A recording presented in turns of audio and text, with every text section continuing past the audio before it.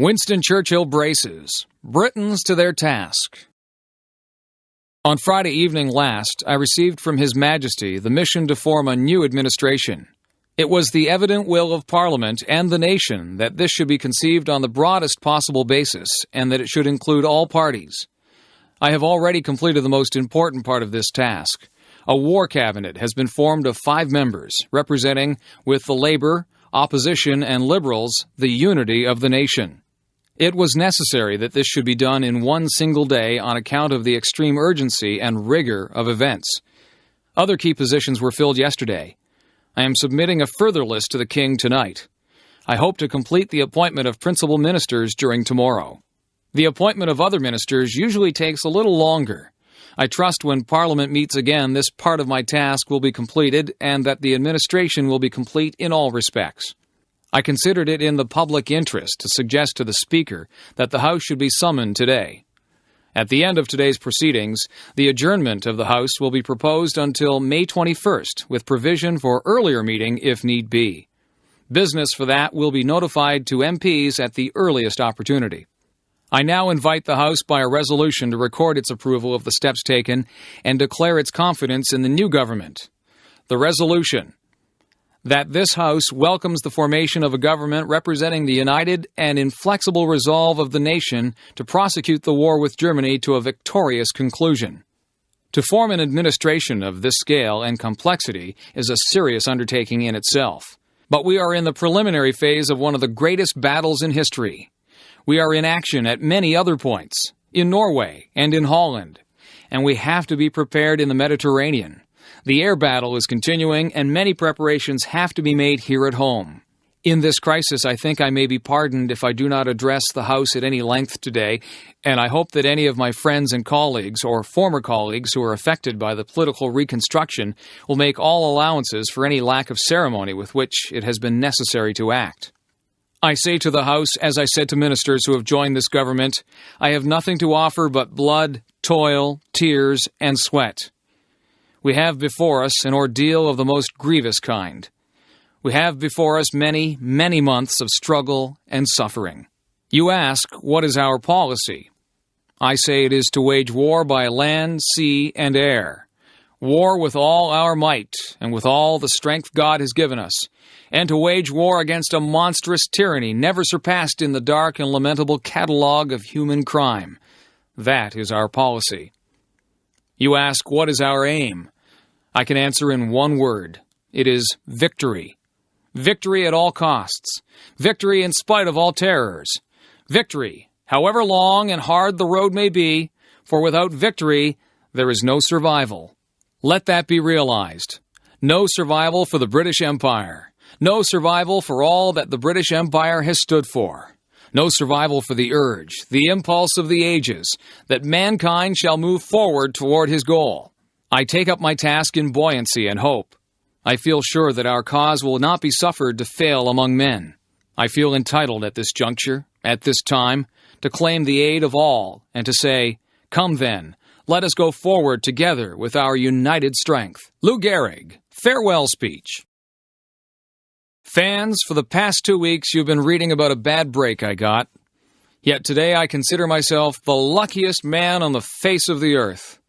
I have been in ballparks for 17 years and have never received anything but kindness and encouragement from you fans. Look at these grand men. Which of you wouldn't consider it the highlight of his career just to associate with them for even one day?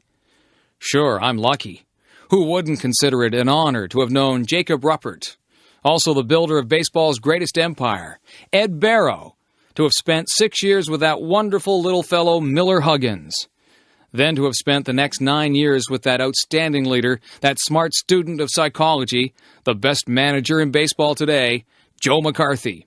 Sure, I'm lucky. When the New York Giants, a team you would give your right arm to beat, and vice versa, send you a gift, that's something. When everybody down to the groundskeepers and those boys in white coats remember you with trophies, that's something. When you have a wonderful mother-in-law who takes sides with you and squabbles against her own daughter, that's something. When you have a father and mother who work all their lives so that you can have an education and build your body, it's a blessing.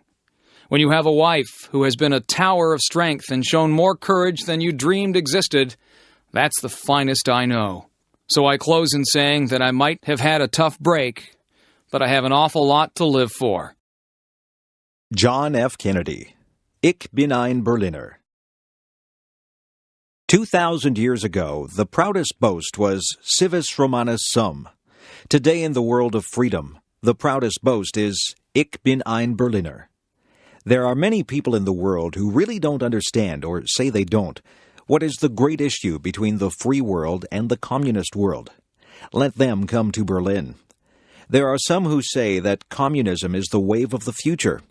Let them come to Berlin. And there are some who say in Europe and elsewhere we can work with the communists. Let them come to Berlin. And there are even a few who say that it's true that communism is an evil system, but it permits us to make economic progress. Let them come to Berlin. Freedom has many difficulties, and democracy is not perfect. But we have never had to put up a wall to keep our people in, to prevent them from leaving us. I want to say on behalf of my countrymen who live many miles away on the other side of the Atlantic, who are far distant from you, that they take the greatest pride that they have been able to share with you, even from a distance, the story of the last 18 years. I know of no town, no city that has been besieged for 18 years that still lives with the vitality and the force and the hope and the determination of the city of West Berlin. While the wall is the most obvious and vivid demonstration of the failures of the communist system, all the world can see we take no satisfaction in it, for it is, as your mayor has said, an offense not only against history, but an offense against humanity, separating families, dividing husbands and wives and brothers and sisters, and dividing a people who wish to be joined together. What is true of this city is true of Germany. Real, lasting peace in Europe can never be assured as long as 1 German out of 4 is denied the elementary right of free men, and that is to make a free choice. In 18 years of peace and good faith, this generation of Germans has earned the right to be free, including the right to unite their families and their nation in lasting peace with goodwill to all people. You live in a defended island of freedom, but your life is part of the main. So let me ask you as I close to lift your eyes beyond the dangers of today to the hopes of tomorrow, beyond the freedom merely of this city of Berlin and all your country of Germany, to the advance of freedom everywhere, beyond the wall to the day of peace with justice, beyond yourselves and ourselves to all mankind. Freedom is indivisible, and when one man is enslaved, who are free? When all are free, then we can look forward to that day when this city will be joined as one, and this country and this great continent of Europe, in a peaceful and hopeful globe. When that day finally comes, as it will, the people of West Berlin can take sober satisfaction in the fact that they were in the front lines for almost 2 decades. All free men, wherever they may live, are citizens of Berlin. And therefore, as a free man, I take pride in the words, Ich bin ein Berliner. Robert F. Kennedy, Speech after Assassination of Martin Luther King, Jr. I have bad news for you, for all of our fellow citizens, and people who love peace all over the world, and that is that Martin Luther King was shot and killed tonight. Martin Luther King dedicated his life to love and to justice for his fellow human beings, and he died because of that effort. In this difficult day, in this difficult time for the United States, it is perhaps well to ask what kind of a nation we are and what direction we want to move in. For those of you who are black, considering the evidence there evidently is that there were white people who were responsible, you can be filled with bitterness, with hatred, and a desire for revenge. We can move in that direction as a country, in great polarization, black people amongst black, white people amongst white, filled with hatred toward one another. Or we can make an effort, as Martin Luther King did, to understand and to comprehend, and to replace that violence, that stain of bloodshed that has spread across our land, with an effort to understand with compassion and love. For those of you who are black and are tempted to be filled with hatred and distrust at the injustice of such an act against all white people, I can only say that I feel in my own heart the same kind of feeling. I had a member of my family killed, but he was killed by a white man. But we have to make an effort in the United States. We have to make an effort to understand, to go beyond these rather difficult times. My favorite poet was Aeschylus. He wrote, "In our sleep, pain which cannot forget falls drop by drop upon the heart until in our own despair, against our will, comes wisdom through the awful grace of God." What we need in the United States is not division. What we need in the United States is not hatred. What we need in the United States is not violence or lawlessness, but love and wisdom and compassion toward one another, and a feeling of justice towards those who still suffer within our country, whether they be white or they be black. So I shall ask you tonight to return home, to say a prayer for the family of Martin Luther King. That's true. But more importantly, to say a prayer for our own country, which all of us love, a prayer for understanding and that compassion of which I spoke. We can do well in this country. We will have difficult times. We've had difficult times in the past. We will have difficult times in the future. It is not the end of violence. It is not the end of lawlessness. It is not the end of disorder. But the vast majority of white people and the vast majority of black people in this country want to live together, want to improve the quality of our life, and want justice for all human beings who abide in our land.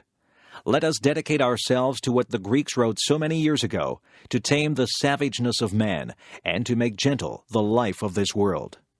Let us dedicate ourselves to that, and say a prayer for our country and for our people.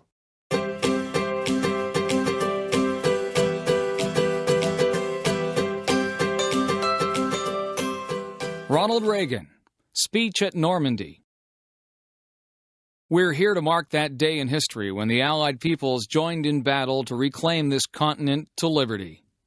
For 4 long years, much of Europe had been under a terrible shadow. Free nations had fallen. Jews cried out in the camps. Millions cried out for liberation. Europe was enslaved, and the world prayed for its rescue. Here in Normandy, the rescue began. Here, the Allies stood and fought against tyranny in a giant undertaking unparalleled in human history. We stand on a lonely, windswept point on the northern shore of France. The air is soft. But 40 years ago, at this moment, the air was dense with smoke and the cries of men, and the air was filled with the crack of rifle fire and the roar of cannon. At dawn, on the morning of the 6th of June, 1944, 225 Rangers jumped off the British landing craft and ran to the bottom of these cliffs. Their mission was one of the most difficult and daring of the invasion: to climb these sheer and desolate cliffs and to take out the enemy guns.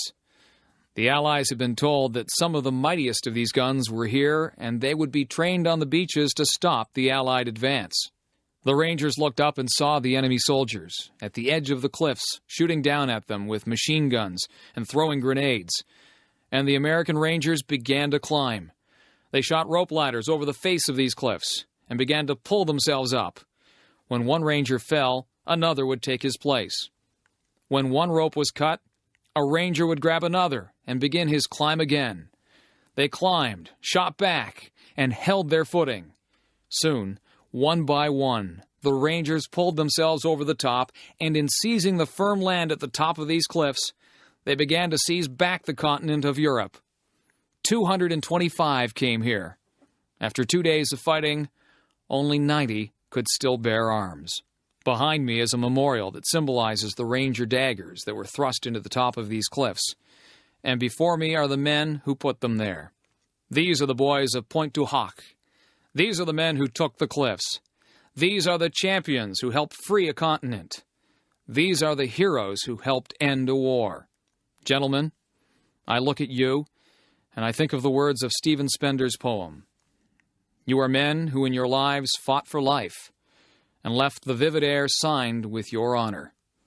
40 summers have passed since the battle that you fought here.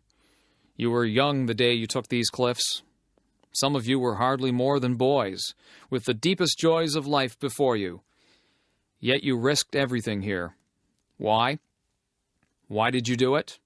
What impelled you to put aside the instinct for self-preservation and risk your lives to take these cliffs? What inspired all the men of the armies that met here? We look at you, and somehow we know the answer. It was faith and belief. It was loyalty and love. The men of Normandy had faith that what they were doing was right, faith that they fought for all humanity, faith that a just God would grant them mercy on this beachhead or on the next. It was the deep knowledge, and pray God we have not lost it, that there is a profound moral difference between the use of force for liberation and the use of force for conquest. You were here to liberate, not to conquer. And so you and those others did not doubt your cause, and you were right not to doubt. You all knew that some things are worth dying for. One's country is worth dying for, and democracy is worth dying for, because it's the most deeply honorable form of government ever devised by man. All of you loved liberty. All of you were willing to fight tyranny, and you knew the people of your countries were behind you.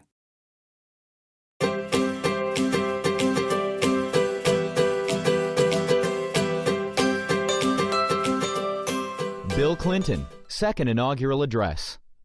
My fellow citizens, at this last presidential inauguration of the 20th century, let us lift our eyes toward the challenges that await us in the next century. It is our great good fortune that time and chance have put us not only at the edge of a new century, in a new millennium, but on the edge of a bright new prospect in human affairs, a moment that will define our course and our character for decades to come. We must keep our old democracy forever young. Guided by the ancient vision of a promised land, let us set our sights upon a land of new promise. The promise of America was born in the 18th century out of the bold conviction that we are all created equal. It was extended and preserved in the 19th century, when our nation spread across the continent, saved the Union, and abolished the awful scourge of slavery. Then, in turmoil and triumph, the promise exploded into the world stage to make this the American century. And what a century it has been. America became the world's mightiest industrial power, saved the world from tyranny in 2 world wars and a long Cold War, and time and again reached out across the globe to millions who, like us, longed for the blessings of liberty. Along the way, Americans produced a great middle class and security in old age, built unrivaled centers of learning, and opened public schools to all, split the atom and explored the heavens, invented the computer and the microchip, and deepened the wellspring of justice by making a revolution in civil rights for African Americans and all minorities, and extending the circle of citizenship, opportunity, and dignity to women. Now, for the 3rd time, a new century is upon us, and another time to choose. We began the 19th century with a choice, to spread our nation from coast to coast. We began the 20th century with a choice, to harness the Industrial Revolution to our values of free enterprise, conservation, and human decency. Those choices made all the difference. At the dawn of the 21st century, a free people must now choose to shape the forces of the information age and the global society, to unleash the limitless potential of all our people, and yes, to form a more perfect union. When last we gathered, our march to this new future seemed less certain than it does today. We vowed then to set a clear course to renew our nation.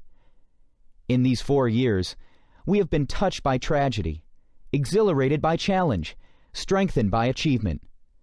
America stands alone as the world's indispensable nation.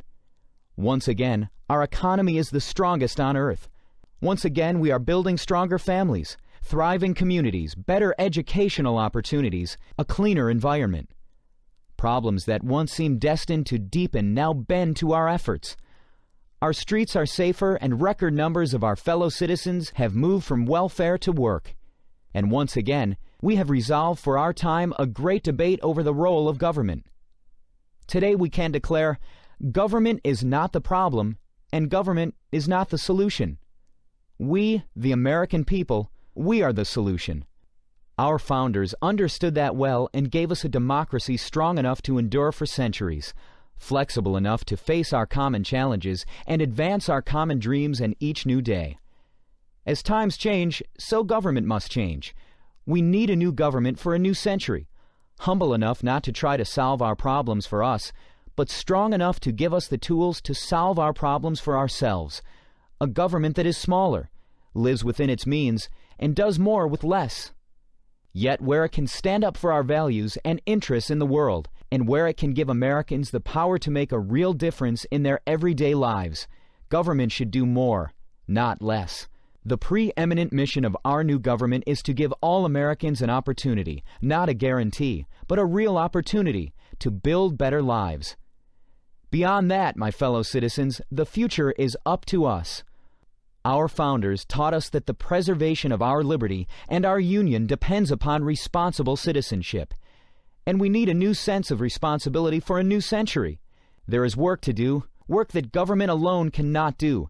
Teaching children to read, hiring people off welfare rolls, coming out from behind locked doors and shuttered windows to help reclaim our streets from drugs and gangs and crime, taking time out of our own lives to serve others.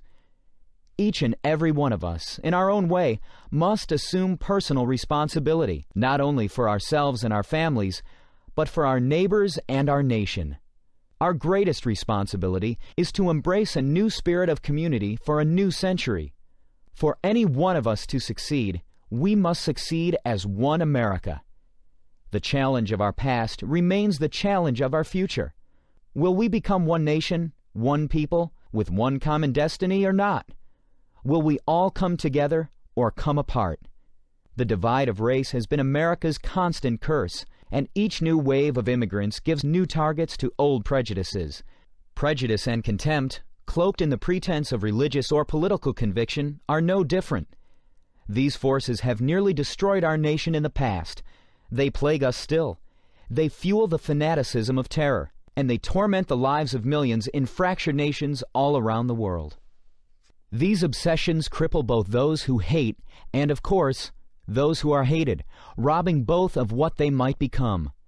We cannot, we will not succumb to the dark impulses that lurk in the far regions of the soul everywhere. We shall overcome them, and we shall replace them with the generous spirit of a people who feel at home with one another.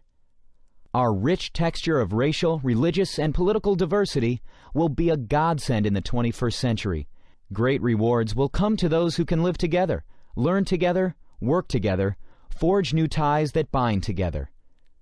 As this new era approaches, we can already see its broad outlines. 10 years ago, the Internet was the mystical province of physicists.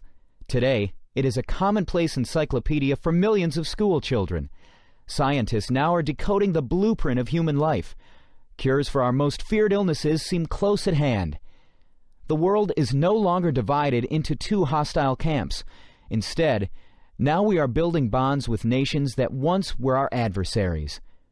Growing connections of commerce and culture give us a chance to lift the fortunes and spirits of people the world over.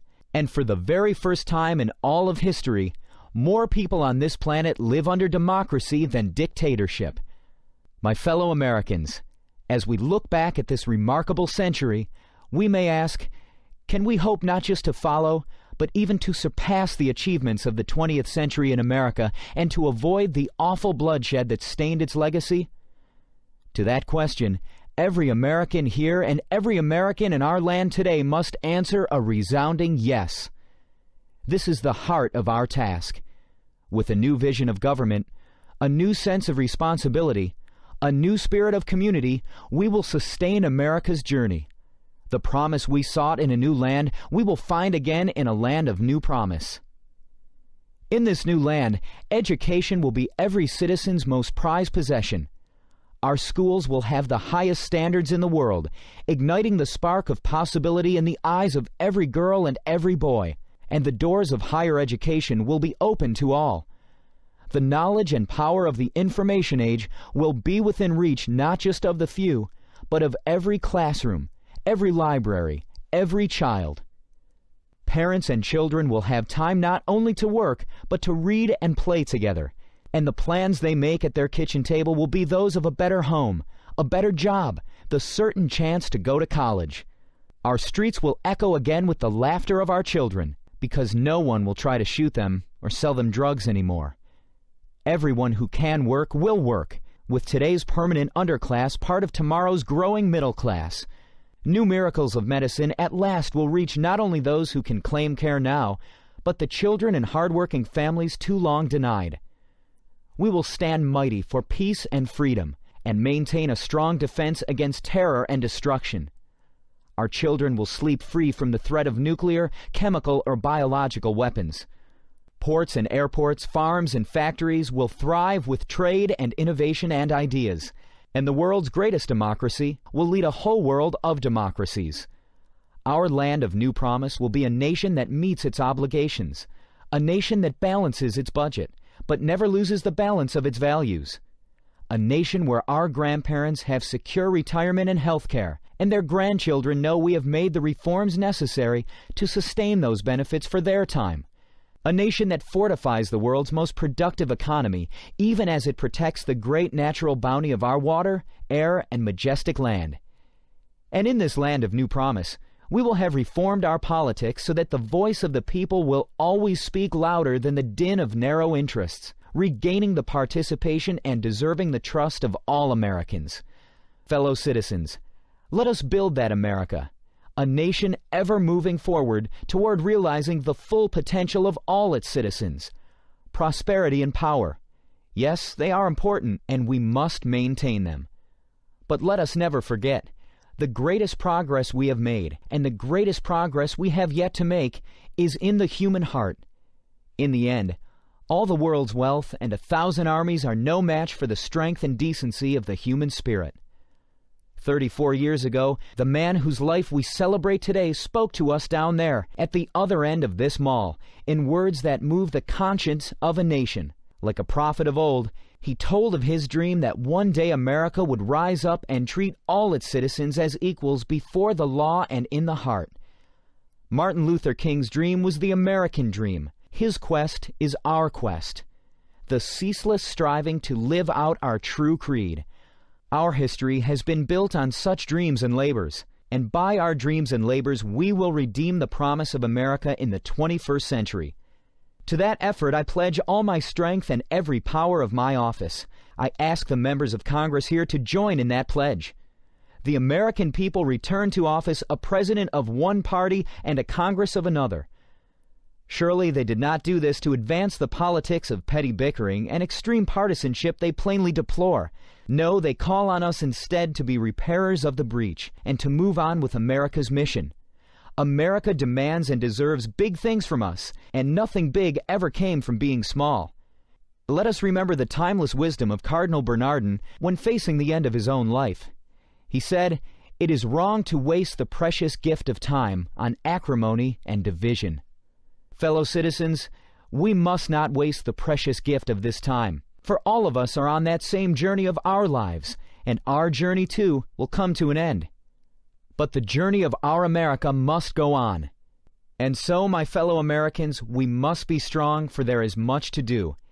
The demands of our time are great, and they are different. Let us meet them with faith and courage, with patience and a grateful and happy heart. Let us shape the hope of this day into the noblest chapter in our history. Yes, let us build our bridge, a bridge wide enough and strong enough for every American to cross over to a blessed land of new promise.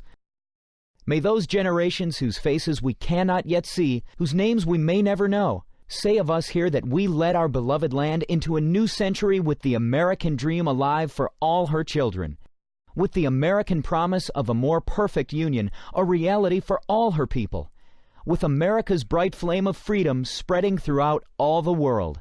From the height of this place and the summit of this century, let us go forth. May God strengthen our hands for the good work ahead, and always, always bless our America.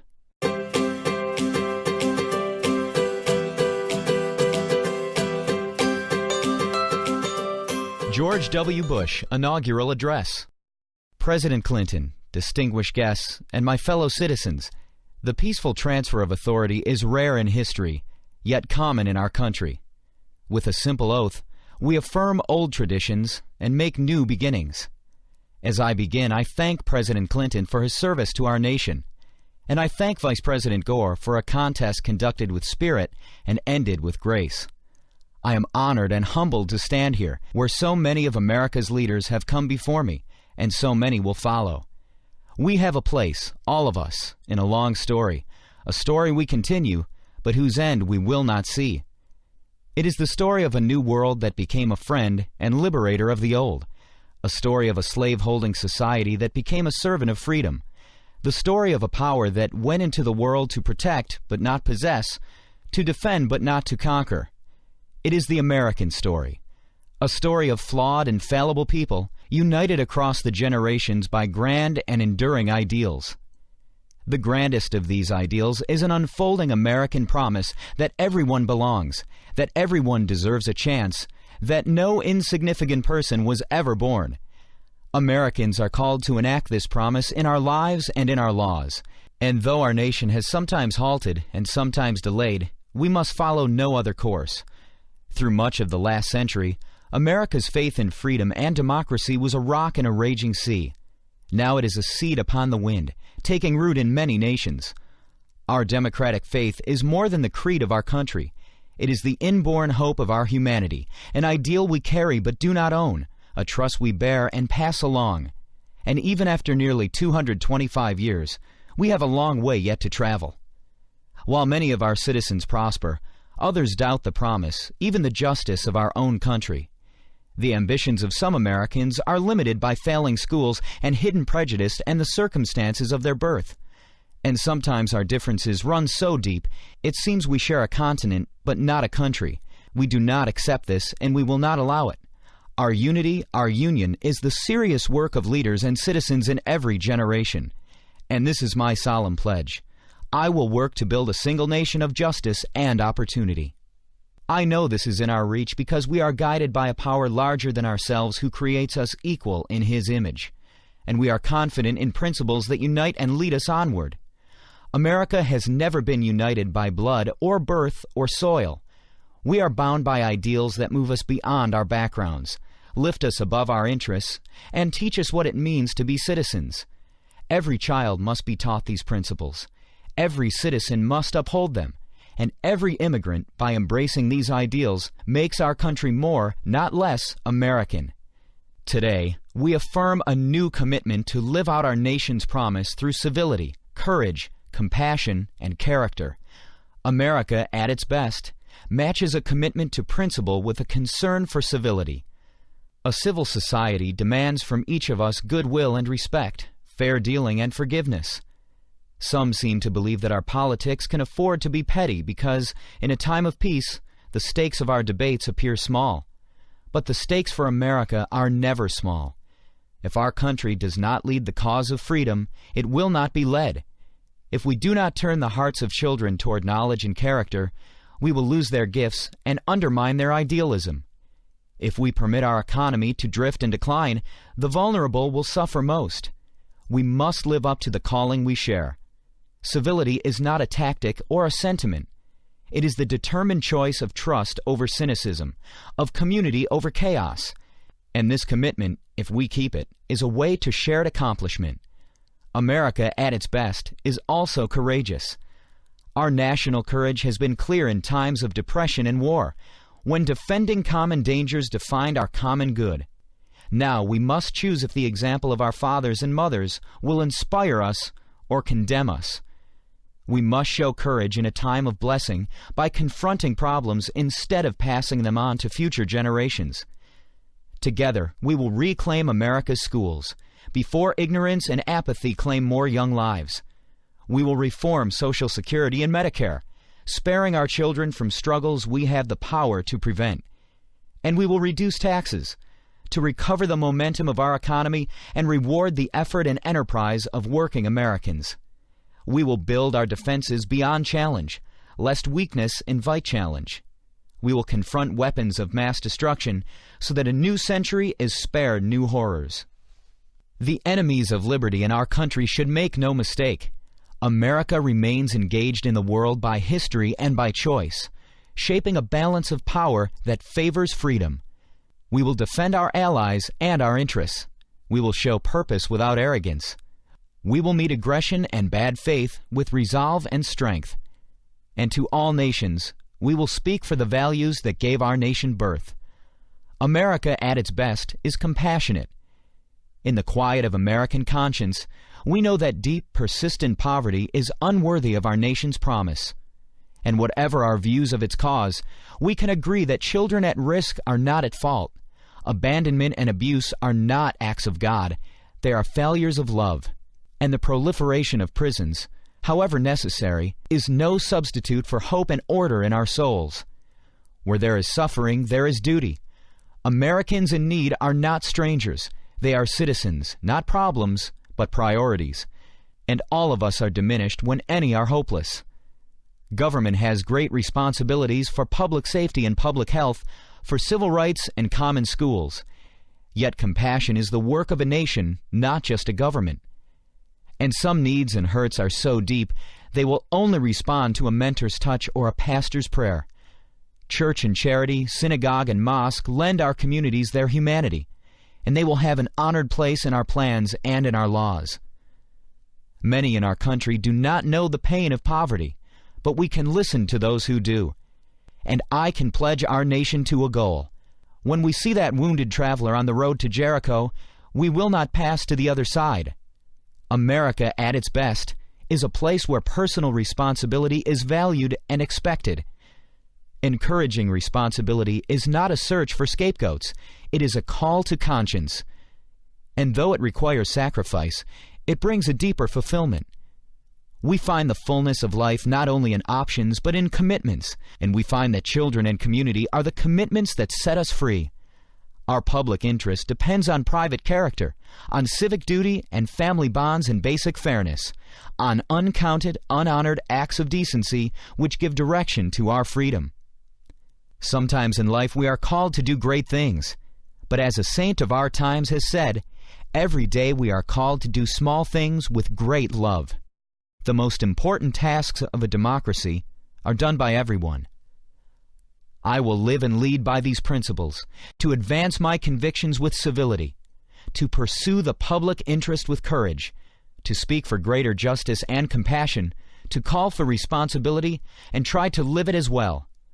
In all these ways, I will bring the values of our history to the care of our times. What you do is as important as anything government does.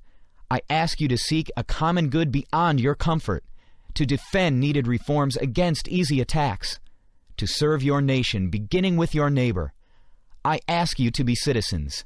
Citizens, not spectators. Citizens, not subjects. Responsible citizens, building communities of service and a nation of character. Americans are generous and strong and decent, not because we believe in ourselves, but because we hold beliefs beyond ourselves. When this spirit of citizenship is missing, no government program can replace it. When this spirit is present, no wrong can stand against it. After the Declaration of Independence was signed, Virginia statesman John Page wrote to Thomas Jefferson, "We know the race is not to the swift nor the battle to the strong. Do you not think an angel rides in the whirlwind and directs this storm?" Much time has passed since Jefferson arrived for his inauguration. The years and changes accumulate. But the themes of this day he would know, our nation's grand story of courage and its simple dream of dignity. We are not this story's author, who fills time and eternity with his purpose. Yet his purpose is achieved in our duty, and our duty is fulfilled in service to one another. Never tiring, never yielding, never finishing. We renew that purpose today, to make our country more just and generous, to affirm the dignity of our lives and every life. This work continues. This story goes on, and an angel still rides in the whirlwind and directs this storm. God bless you all, and God bless America. Takakodoi. The underpinnings of our lives is hope. If we have the smallest margin of hope, we can continue to exist. I believe what is sought from politics is to expand that hope even by the smallest margin. When we think of it, however, it seems politics has cast a shadow over people's hopes. I cannot ask help, but ask myself, if there has ever been so much urgency embodied in the words, future of hope. However, even knowing the absolute destructive capacity of nuclear weapons, and having experienced its atrocity, mankind still has not been able to walk the road to the destruction of nuclear arms. To the contrary, some countries see the retention of nuclear arms as the symbol of a national power. In the 21st century, we are going to gain richness with science and technology. Or will humanity be subjugated to science and technology? We will be faced with the choice of one or the other. I believe the advances of telecommunication technology will present us with similar choices in the future. 50 years after the war, the Japanese society is caught in a very perplexing stagnation. When I look back on the last 50 years of Japanese history, I am beset by the deepest soul-searching and painful frustration when I find that we Japanese have not been able to overcome our mistakes on our own volition. We still have not been able to reach a reconciliation with many of our Asian friends. Politicians should speak of the future, of ethics, and life. A discussion of hope should be based on fundamental principles. In particular, politicians must speak with children and young people and women if we are to retain hope for the future. Politicians must be accountable for their decisions, and they must also question the criteria in which their responsibility would be assessed. That is, why our enlightened forebears and predecessors who have translated ideals into reality continue to be respected and be a source of encouragement. Immanuel Kant wrote, "Truly lasting peace is not an empty ideal, but a challenge given to us. This challenge will be solved gradually, and we will eventually reach our goal. We must all share a firm resolve to realize our goals. The critical stimulus for that will be the recognition of human rights and coexistence. However, there are many problems that face us, but when we think of how we can respond to such difficulties and challenges, I question where we can place our starting point. It is at this fundamental question that the future of hope must be questioned. That is the question I entertain for myself, and which I believe has to be resolved."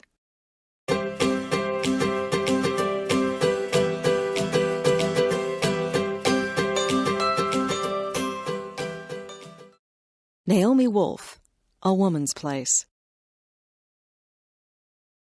Even the best of revolutions can go awry when we internalize the attitudes we are fighting. The class of 1992 is graduating into a violent backlash against the advances women have made over the last 20 years. This backlash ranges from a senator using The Exorcist against Anita Hill to beer commercials with the Swedish bikini team. Today, I want to give you a backlash survival kit, a 4-step manual to keep the dragons from taking up residence inside your own heads. My own commencement at Yale 8 years ago was the graduation from hell. The speaker was Dick Cavett, rumored to have been our president's brother in an all-male secret society. Mr. Cavett took the microphone and paled at the sight of hundreds of female about-to-be Yale graduates. "When I was a graduate," I recall he said, "there were no women. The women went to Vassar. At Vassar, they had nude photographs taken of the women in gym class to check their posture. One year, the photos were stolen and turned up for sale in New Haven's red light district. His punchline? The photos found no buyers." I'll never forget that moment. There we were, silent in our black gowns, our tassels, our brand new shoes. We dared not break the silence with hisses or boos, out of respect for our families, who'd come so far. And they kept still out of concern for us. Consciously or not, Mr. Cavett was using the beauty myth aspect of the backlash. When women come too close to masculine power, someone will draw critical attention to their bodies. We might be E-less, but we still wouldn't make pornography worth buying. That afternoon, several hundred men were confirmed in the power of a powerful institution, but many of the women felt the shame of the powerless, the choking on silence, the complicity, the helplessness. We were orphaned from the institution. I want to give you the commencement talk that was denied to me. Message number 1 in your survival kit. Redefine becoming a woman. Today, you have become women, but that sounds odd in ordinary usage. What is usually meant by, you're a real woman now, you become a woman when you menstruate for the first time, or when you lose your virginity, or when you have a child. These biological definitions are very different from how we say boys become men. One becomes a man when he undertakes responsibility or completes a quest. But you too, in some ways more than your male friends graduating today, have moved into maturity through a solidarity quest for the adult self. Naomi Wolf, A Woman's Place.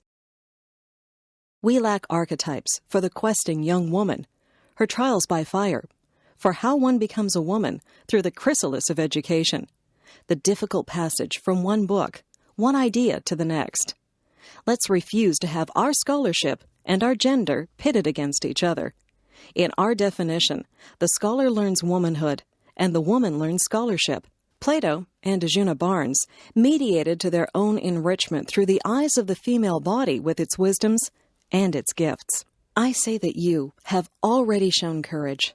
Many of you graduate today in spite of the post-traumatic syndrome of acquaintance rape, which 1/4 of female students undergo. Many of you were so weakened by anorexia and bulimia that it took every ounce of your will to get your work in. You negotiated private lives through a minefield of new strains of VD and the ascending shadow of AIDS. Triumphant survivors, you have already become women. Message number 2 breaks the ultimate taboo for women. Ask for money in your lives. Expect it. Own it. Learn to use it. Little girls learn a debilitating fear of money, that it's not feminine to ensure we are fairly paid for honest work.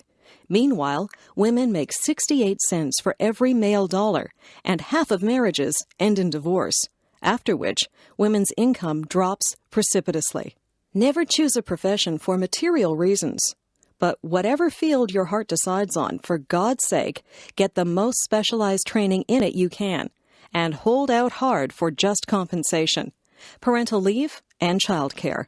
Resist your assignment to the class of highly competent, grossly underpaid women who run the show, while others get the case and the credit. Claim money, not out of greed, but so you can tithe to women's political organizations, shelters, and educational institutions. Sexist institutions won't yield power if they're just patient long enough. The only language the status quo understands is money, votes, and public embarrassment. When you have equity, you have influence. As sponsors, shareholders, and alumni, use it to open opportunities to women who deserve the chances you've had. Your BA does not belong to you alone, just as the earth does not belong to its present tenants alone. Your education was lent to you by women of the past, and you will give some back to living women and to your daughters 7 generations from now. Message number 3. Never cook for or sleep with anyone who routinely puts you down. Message number 4. Become goddesses of disobedience. Virginia Woolf once wrote that we must slay the angel in the house, the censor within. Young women, tell me of injustices, from campus rape cover-ups to classroom sexism. But at the thought of confrontation, they freeze into niceness. We are told that the worst thing we can do is cause conflict, even in the service of doing right. Antigone is imprisoned. Joan of Arc burns at the stake, and someone might call us unfeminine. Naomi Wolf, A Woman's Place. When I wrote a book that caused controversy, I saw how big a dragon was this paralysis by niceness. The beauty myth argues that newly rigid ideals of beauty are instruments of a backlash against feminism, designed to lower women's self-esteem for a political purpose. Many positive changes followed the debate, but all that would dwindle away when someone yelled at me, as for instance cosmetic surgeons did on TV, when I raised questions about silicone implants. Oh no, I'd quail. People are mad at me. Then I read something by poet Audre Lorde. She'd been diagnosed with breast cancer. I was going to die, she wrote, sooner or later, whether or not I had even spoken myself. My silences had not protected me. Your silences will not protect you. What are the words you do not have yet? What are the tyrannies you swallow day by day and attempt to make your own until you will sicken and die of them, still in silence? We've been socialized to respect fear more than our own need for language. I began to ask each time, what's the worst that could happen to me if I tell this truth? Unlike women in other countries, our breaking silence is unlikely to have us jailed, disappeared, or run off the road at night. Our speaking out will irritate some people, get us called bitchy or hypersensitive, and disrupt some dinner parties. And then, our speaking out will permit other women to speak until laws are changed and lives are saved, and the world is altered forever. Next time, ask what's the worst that will happen. Then push yourself a little further than you dare. Once you start to speak, people will yell at you, and they will interrupt you, put you down, and suggest it's personal. And the world won't end. And the speaking will get easier and easier, and you will find you have fallen in love with your own vision, which you may never have realized you had. And you will lose some friends and lovers and realize you don't miss them. And new ones will find you and cherish you. And you will still flirt and paint your nails and dress up and party because, as I think Emma Goldman said, if I can't dance, I don't want to be part of your revolution. And at last, you'll know with surpassing certainty that only one thing is more frightening than speaking your truth. And that is not speaking.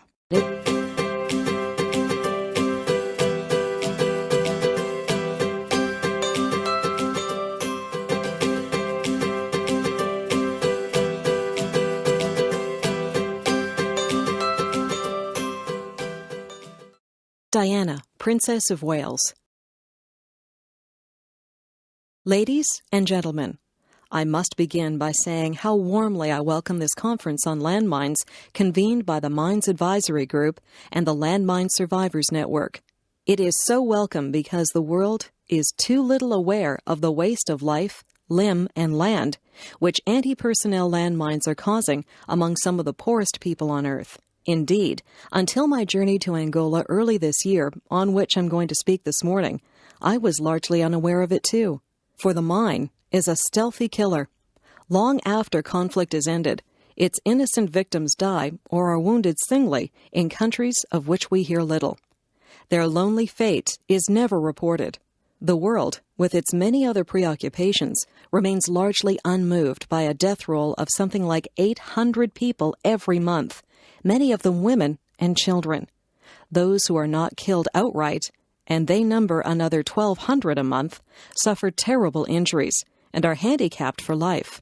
I was in Angola in January with the British Red Cross, a country where there are 15 million landmines in a population, ladies and gentlemen, of 10 million, with the desire of drawing world attention to this vital, but hitherto largely neglected issue. Some people chose to interpret my visit as a political statement, but it was not. I am not a political figure. As I said at the time, and I'd like to reiterate now, my interests are humanitarian. That's why I felt drawn to this human tragedy. This is why I wanted to play down my part in working towards a worldwide ban on these weapons. During my days in Angola, I saw at first hand 3 aspects of this scourge. In the hospitals of Luanda, the capital, and Huambo, scene of bitter fighting not long ago, I visited some of the mine victims who had survived and saw their injuries. I'm not going to describe them because, in my experience, it turns too many people away from the subject. Suffice to say that when you look at the mangled bodies, some of them children caught by these mines, you marvel at their survival. What is so cruel about these injuries is that they are mostly invariably suffered where medical resources are scarce. I observed for myself some of the obstacles to improving medical care in most of these hospitals. Often, there's a chronic shortage of medicine, of painkillers, even of anesthetics. Surgeons constantly engaged in amputating shattered limbs never have all the facilities we would expect to see here. So the human pain that is to be borne is often beyond imagining. This emergency medical care, moreover, is only the first step back to a sort of life. For those whose living is the land, loss of an arm or leg is an overwhelming handicap which lasts for life. I saw the fine work being done by the Red Cross and other agencies to replace lost limbs. But making prosthesis is a costly as well as complicated business. For example, a young child will need several different fittings as it grows older. Sometimes the severity of the injury makes the fitting of an artificial limb impossible. There are never enough resources to replace all the limbs that are lost. Diana, Princess of Wales.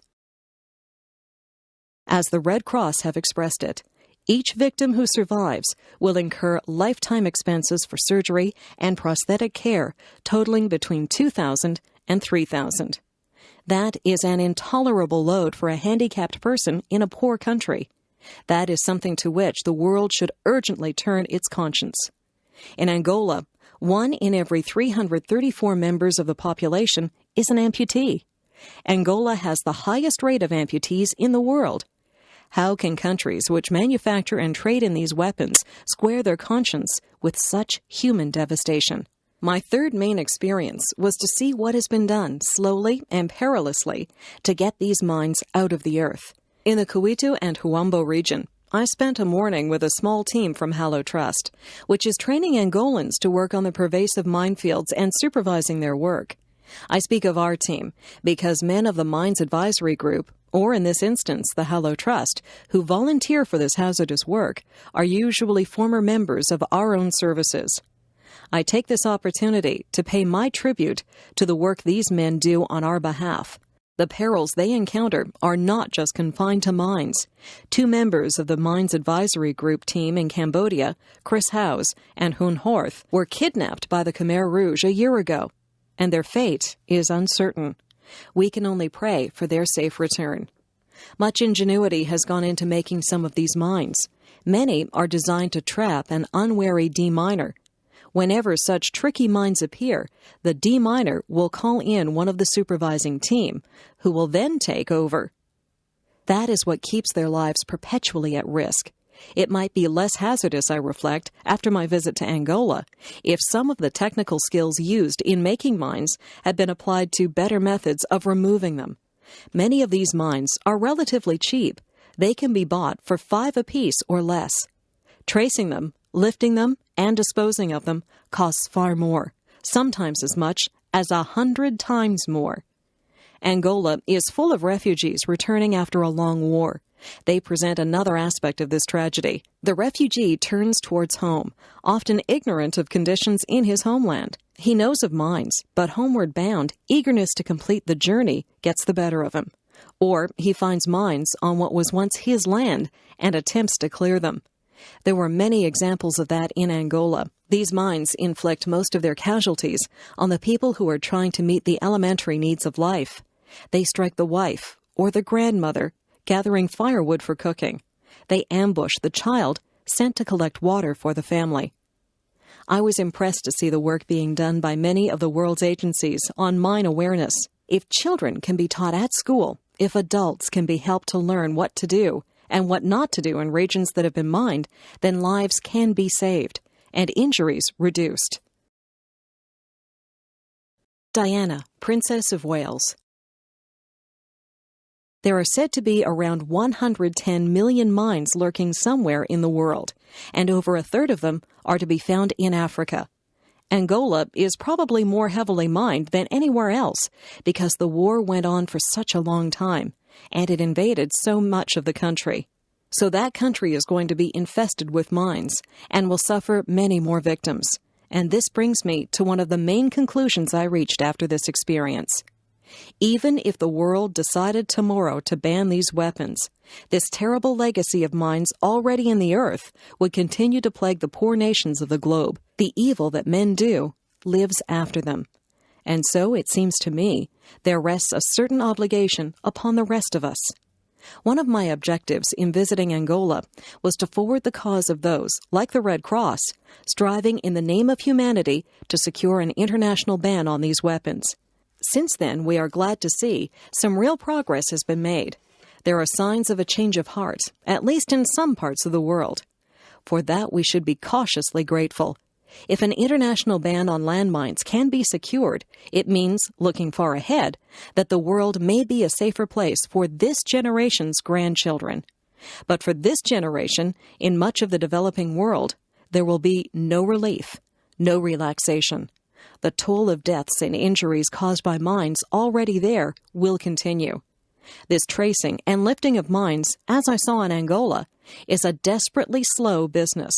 So in my mind, a central question remains: should we not do more to quicken the deminers' work, to help the injured back to some sort of life, to further our own contribution to aid and development?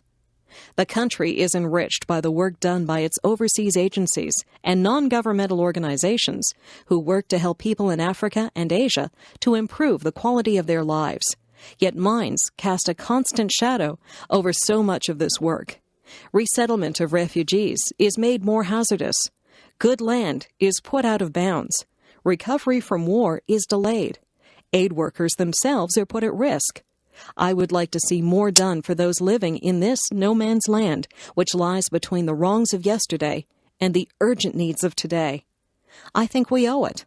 I also think it would be of benefit to us as well as to them. The more expeditiously we can end this plague on earth caused by the landmine, the more readily we can set about the constructive tasks to which so many give their hand in the cause of humanity.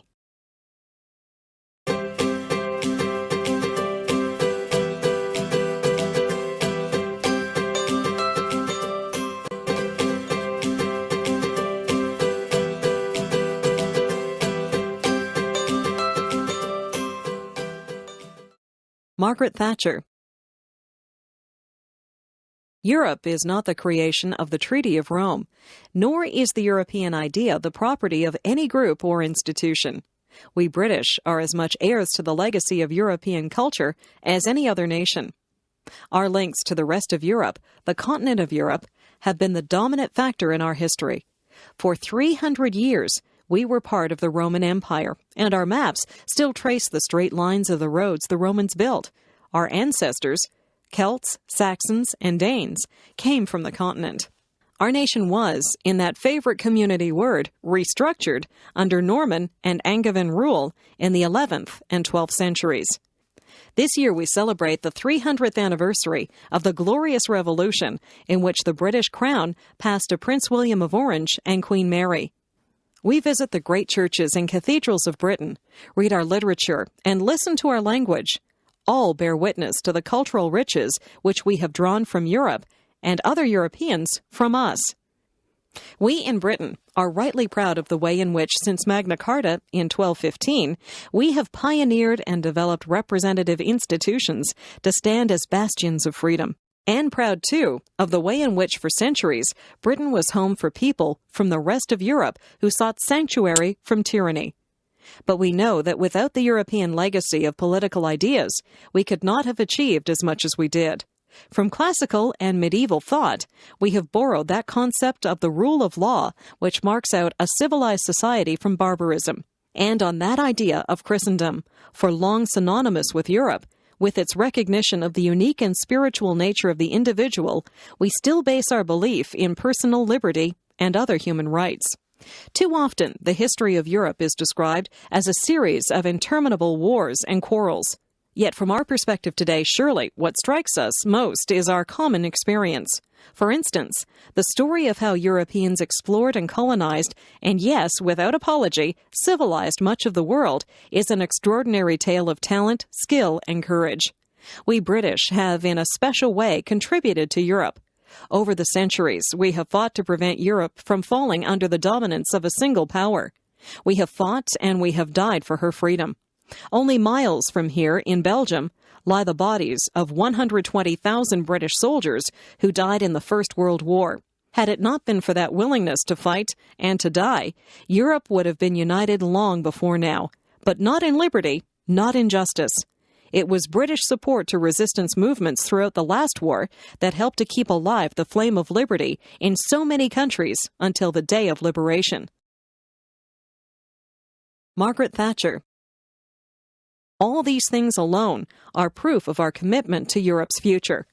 The European community is one manifestation of that European identity, but it is not the only one. We must never forget that east of the Iron Curtain, peoples who once enjoyed a full share of European culture, freedom, and identity have been cut off from their roots. We shall always look on Warsaw, Prague, and Budapest as great European cities. Nor shall we forget that European values have helped to make the United States of America into the valiant defender of freedom that she has become. It is no arid chronicle of obscure facts from the dust-filled libraries of history. It is the record of nearly 2,000 years of British involvement in Europe, cooperation with Europe, and contribution to Europe, a contribution which today is as valid and as strong as ever. Yes, we have looked also to wider horizons, as have others, and thank goodness for that, because Europe would never have prospered and never will prosper as a narrow-minded, inward-looking club. The European community belongs to all its members. It must reflect the traditions and aspirations of all its members. Let me be quite clear. Britain does not dream of some cozy, isolated existence on the fringes of the European community. Our destiny is in Europe, as part of the community. That is not to say that our future lies only in Europe, nor does that of France or Spain or indeed any other member. The community is not an end in itself, nor is it an institutional device to be constantly modified according to the dictates of some abstract intellectual concept, nor must it be ossified by endless regulation. The European community is the practical means by which Europe can ensure the future prosperity and security of its people in a world in which there are many other powerful nations and groups of nations. To try to suppress nationhood and concentrate power at the center of a European conglomerate would be highly damaging and would jeopardize the objectives we seek to achieve. Europe will be stronger precisely because it has France as France, Spain as Spain, Britain as Britain, each with its own customs, traditions, and identity. It would be folly to try to fit them into some sort of identikit European personality. Margaret Thatcher. Some of the founding fathers of the community thought that the United States of America might be its model, but the whole history of America is quite different from Europe. People went there to get away from the intolerance and constraints of life in Europe. They sought liberty and opportunity, and their strong sense of purpose has, over 2 centuries, helped create a new unity and pride in being American, just as our pride lies in being British, or Belgian, or Dutch, or German. I am the first to say that on many great issues, the countries of Europe should try to speak with a single voice. I want to see us work more closely on the things we can do better together than alone. Europe is stronger when we do so, whether it be in trade, in defense, in our relations with the rest of the world. But working more closely together does not require power to be centralized in Brussels or decisions to be taken by an appointed bureaucracy. Indeed, it is ironic that just when those countries, such as the Soviet Union, which have tried to run everything from the center, are learning that success depends on dispersing power and decisions away from the center, some in the community seem to want to move in the opposite direction. We have not successfully rolled back the frontiers of the state of Britain, only to see them reimposed at a European level, with a European superstate exercising a new dominance from Brussels. Certainly, we want to see Europe more united and with a greater sense of common purpose, but it must be in a way which preserves the different traditions, parliamentary powers, and sense of national pride in one's own country, for these have been the source of Europe's vitality through the centuries.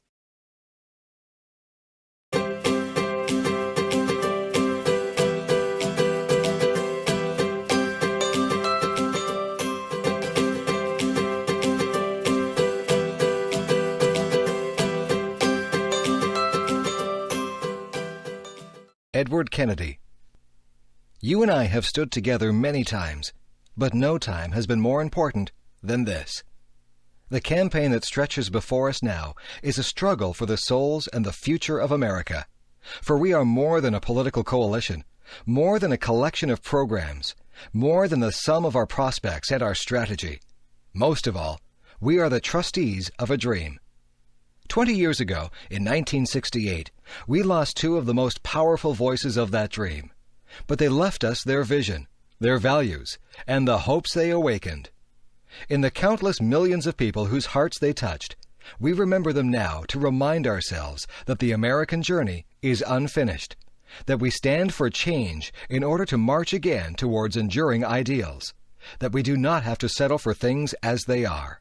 Martin Luther King Jr. told us something we need to hear anew.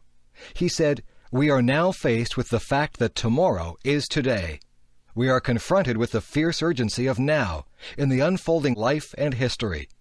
There is such a thing as being too late." And Dr. King also said, "We must work unceasingly to lift this nation to a higher destiny, to a new plateau of compassion." And in that time, there was another voice, only briefly heard, but whose words too have outlasted all the loss in years. Robert Kennedy said, "Each time a man stands up for an ideal, or acts to improve the lot of others, or strikes out against injustice, he sends forth a tiny ripple of hope, and crossing each other from a million different centers of energy and daring, those ripples build a current that can sweep down the mightiest walls of oppression and resistance." He was my brother. But he and Dr. King were also in the deepest sense brothers to us all. These two, these valiant two, lived for the same dream and were gone only months apart. And if they were here with us 2 decades later, I think I know what they would say. Now is the time. Some men see things as they are and say, "Why?" We dream things that never were and say, "Why not?" Now is the time.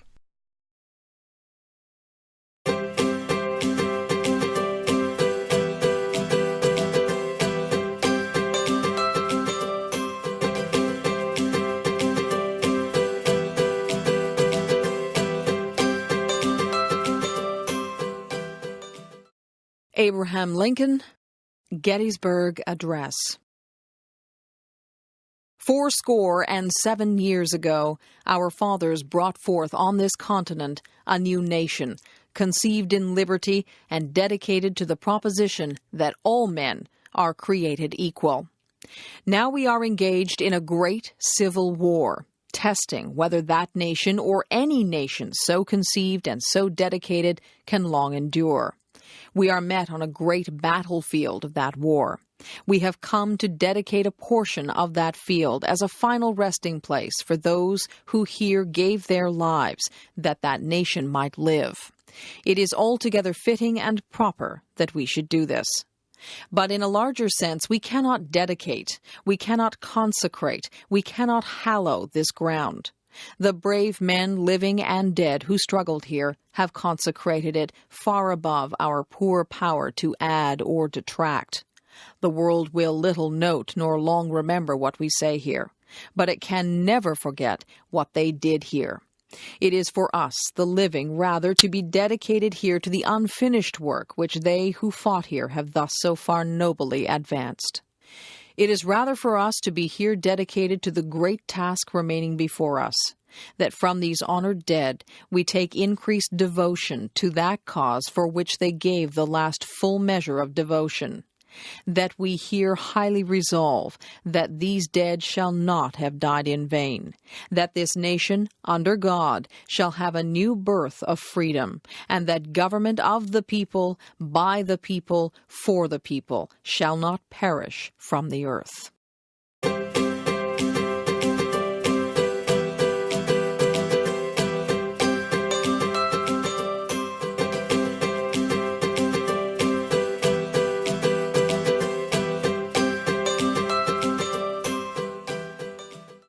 Vaclav Havel, Contamination of Morality. My dear fellow citizens, for 40 years you heard from my predecessors on this day different variations of the same theme. How our country flourished, how many million tons of steel we produced, how happy we all were, how we trusted our government, and what bright perspectives were unfolding in front of us. I assume you did not propose me for this office so that I, too, would lie to you. Our country is not flourishing. The enormous creative and spiritual potential of our nation is not being used sensibly. Entire branches of industry are producing goods which are of no interest to anyone, while we are lacking the things we need. a state which calls itself a worker state, humiliates and exploits workers. Our obsolete economy is wasting the little energy we have available. A country that once could be proud of the educational level of its citizens spends so little on education that it ranks today as 72nd in the world. We have polluted our soil, our rivers and forests, bequeathed to us by our ancestors, and we have today the most contaminated environment in Europe. Adult people in our country die earlier than in most other European countries. But all this is still not the main problem. The worst thing is that we live in a contaminated moral environment. We fell morally ill because we became used to saying something different from what we thought. We learned not to believe in anything, to ignore each other, to care only about ourselves. Concepts such as love, friendship, compassion, humility, or forgiveness lost their depth and dimensions. And for many of us, they represented only psychological peculiarities, or they resembled some gone-astray greetings from ancient times, a little ridiculous in the era of computers and spaceships.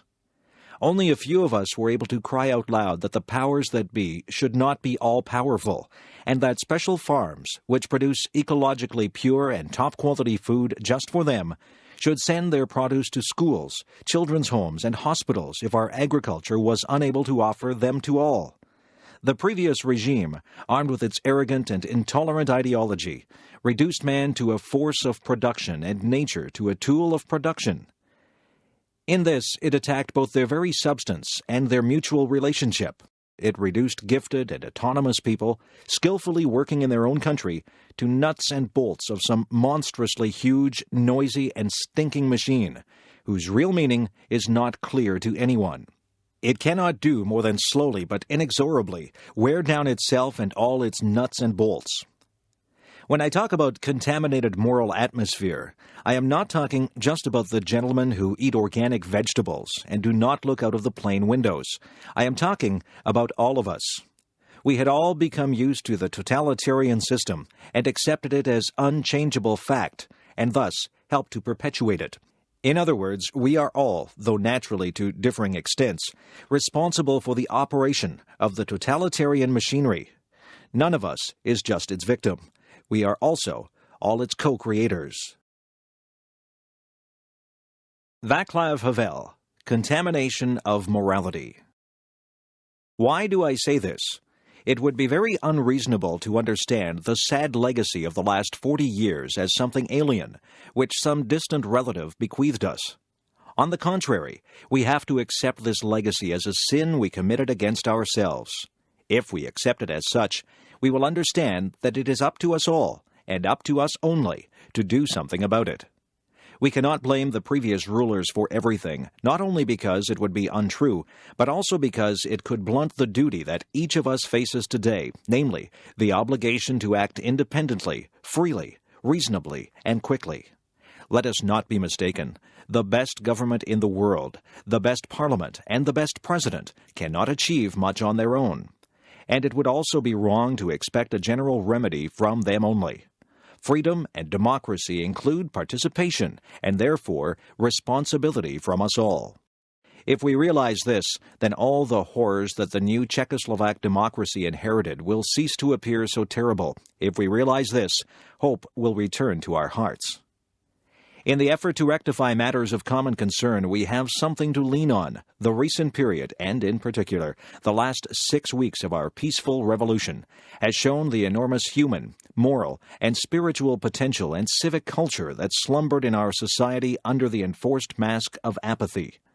Whenever someone categorically claimed that we were this or that, I always objected that society is a very mysterious creature, and that it is not wise to trust only the face it presents to you. I am happy that I was not mistaken. Everywhere in the world, people wonder where those meek, humiliated, skeptical, and seemingly cynical citizens of Czechoslovakia found the marvelous strength to shake from their shoulders in several weeks, and in a decent and peaceful way, the totalitarian yoke. And let us ask, from where did the young people who never knew another system take their desire for truth, their love of free thought, their political ideas, their civic courage, and civic prudence? How did it happen that their parents, the very generation that had been considered as lost, joined them? How is it possible that so many people immediately knew what to do, and none of them needed any advice or instruction? Masaryk based his politics on morality. Let us try in a new time and in a new way to restore this concept of politics. Let us teach ourselves and others that politics should be an expression of a desire to contribute to the happiness of the community, rather than of a need to cheat or rape the community. Let us teach ourselves and others that politics can be not only the art of the possible, especially if this means the art of speculation, calculation, intrigue, secret deals, and pragmatic maneuvering, but that it can even be the art of the impossible, namely, the art of improving ourselves and the world. Václav Havel, Contamination of Morality. There are free elections and an election campaign ahead of us. Let us not allow this struggle to dirty the so far clean face of our gentle revolution. Let us not allow the sympathies of the world, which we have won so fast, to be equally rapidly lost through our becoming entangled in the jungle of skirmishes for power. Let us not allow the desire to serve oneself to bloom once again under the fair mask of the desire to serve the common good. It is not really important now which party, club, or group will prevail in the elections. The important thing is that the winners will be the best of us in the moral, civic, political, and professional sense, regardless of their political affiliations. The future policies and prestige of our state will depend on the personalities we select and later elect to our representative bodies. In conclusion, I would like to say that I want to be a president who will speak less and work more. To be a president who will not only look out of the windows of his airplane, but who, first and foremost, will always be present among his fellow citizens and listen to them well. You may ask what kind of republic I dream of. Let me reply, I dream of a republic independent, free, and democratic, of a republic economically prosperous and yet socially just. In short, of a humane republic, which serves the individual, and which therefore holds the hope that the individual will serve it in turn. Of a republic of well-rounded people, because without such, it is impossible to solve any of our problems, human, economic, ecological, social, or political. The most distinguished of my predecessors opened his first speech with a quotation from the great Czech educator Comenius. Allow me to round off my first speech with my own paraphrase of the same statement. People, your government has returned to you.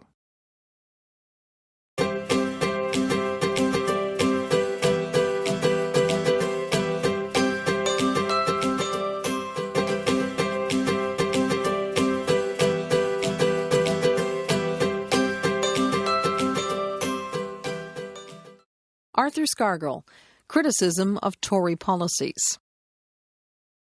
Today, our nation, after 8 years under the Tories, is on the brink of utter chaos, facing both social and economic collapse. Our basic industries have been butchered. Our manufacturing base has been eroded, with hundreds of businesses, large and small, gone to the wall, while the nation has become increasingly dependent on imported goods. The human consequences of this industrial and economic devastation are terrible. Over 8 million people struggle for survival on or below the poverty line, and 4.5 million people are unemployed. Thousands of families are homeless. The number of homeless families in Britain has doubled since 1978, while the enforced repossession of homes is at an all-time record because so many can no longer manage to maintain mortgage payments. Even more people, meanwhile, try to cope as best they can in derelict, often dangerous dwellings. 1.25 million homes are unfit to live in, while house building investment throughout Britain has been slashed by 60% since 1979. Sickness and ill health of all kinds are rampant, and they are made even more terrible by the crisis in the National Health Service and throughout the welfare system. The Tories have been utterly ruthless in their butchery of health and welfare provisions. The NHS, once the pride of our nation, has been reduced to a critical condition through hospital closures, medical staff cutbacks, the lack and withdrawal of resources and vital equipment, and the privatization of key services. Approximately 700,000 people await today for hospital treatment, and an increasing number will not receive that treatment before it is too late. Thousands of people who are suffering from serious, often fatal diseases are being turned away through lack of hospital beds and staff. Our social services are faced with ever-increasing family and community problems as Tory attacks take their toll, with children and old people among those most vulnerable. Our education system is also in chaos as students and teachers struggle against yet more cutbacks, fewer resources, and for our youngsters it must seem often a pointless exercise, with jobs, training, and access to higher education becoming more and more difficult to attain. Their teachers, meanwhile, like many other trade unionists, have had their negotiating rights removed by the government, and their commitment to teaching the nation's children treated with contempt. This has become a grim and desperate society, fueled by unemployment and its social consequences. Frustration, rage, and despair are rampant all around us. More and more people, I believe, are coming to see themselves as under attack, and they are correct.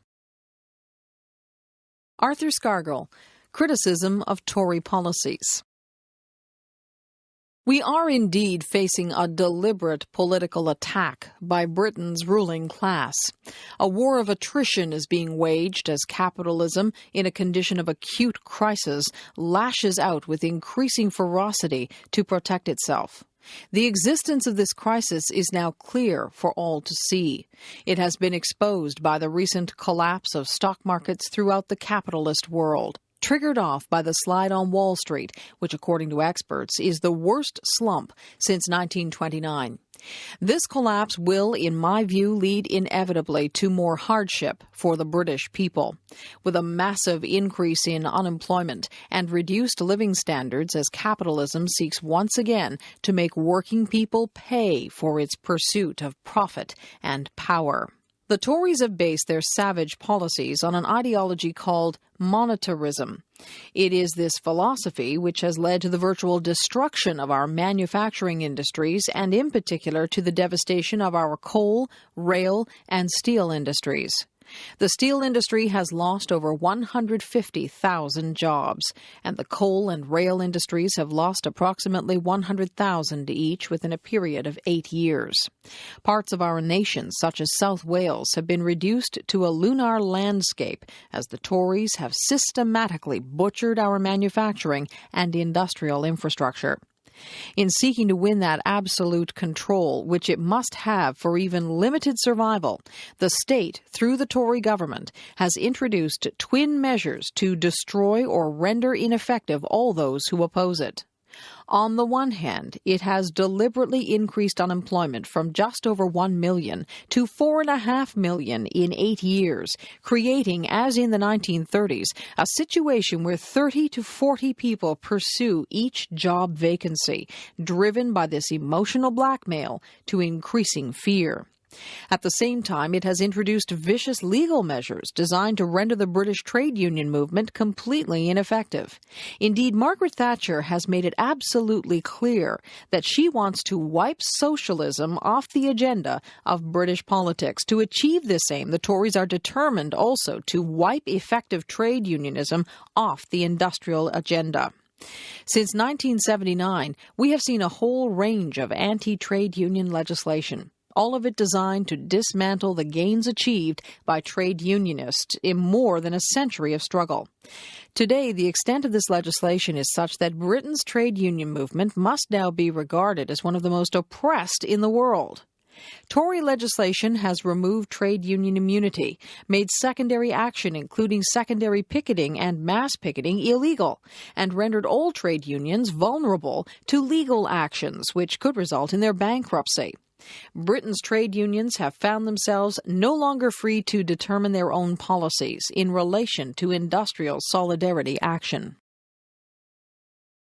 Arthur Scargill, Criticism of Tory Policies. Not satisfied, however, with the most vicious anti-union legislation in the world, the Tories are currently introducing new measures which are so draconian they have staggered and brought forth opposition even from some traditional enemies of the trade union movement. The steps taken against British trade unionism can probably only be compared with those taken against our German comrades by Hitler in the 1930s. If this new Tory legislation is left unchallenged, then civil liberties and human rights in Britain are in danger of being wiped out. As life in Britain becomes harder, as frustrations and tensions rise, the state must bring into play all the elements of its machinery in order to suppress any attempts to throw off its power.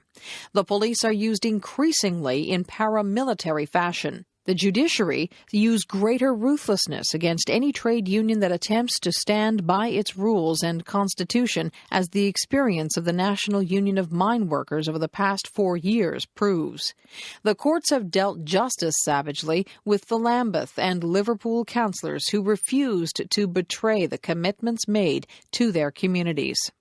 Meanwhile, the media, now quite openly under the control of international capitalists such as Murdoch and Maxwell, become even more blatantly the mouthpiece of Tory philosophy.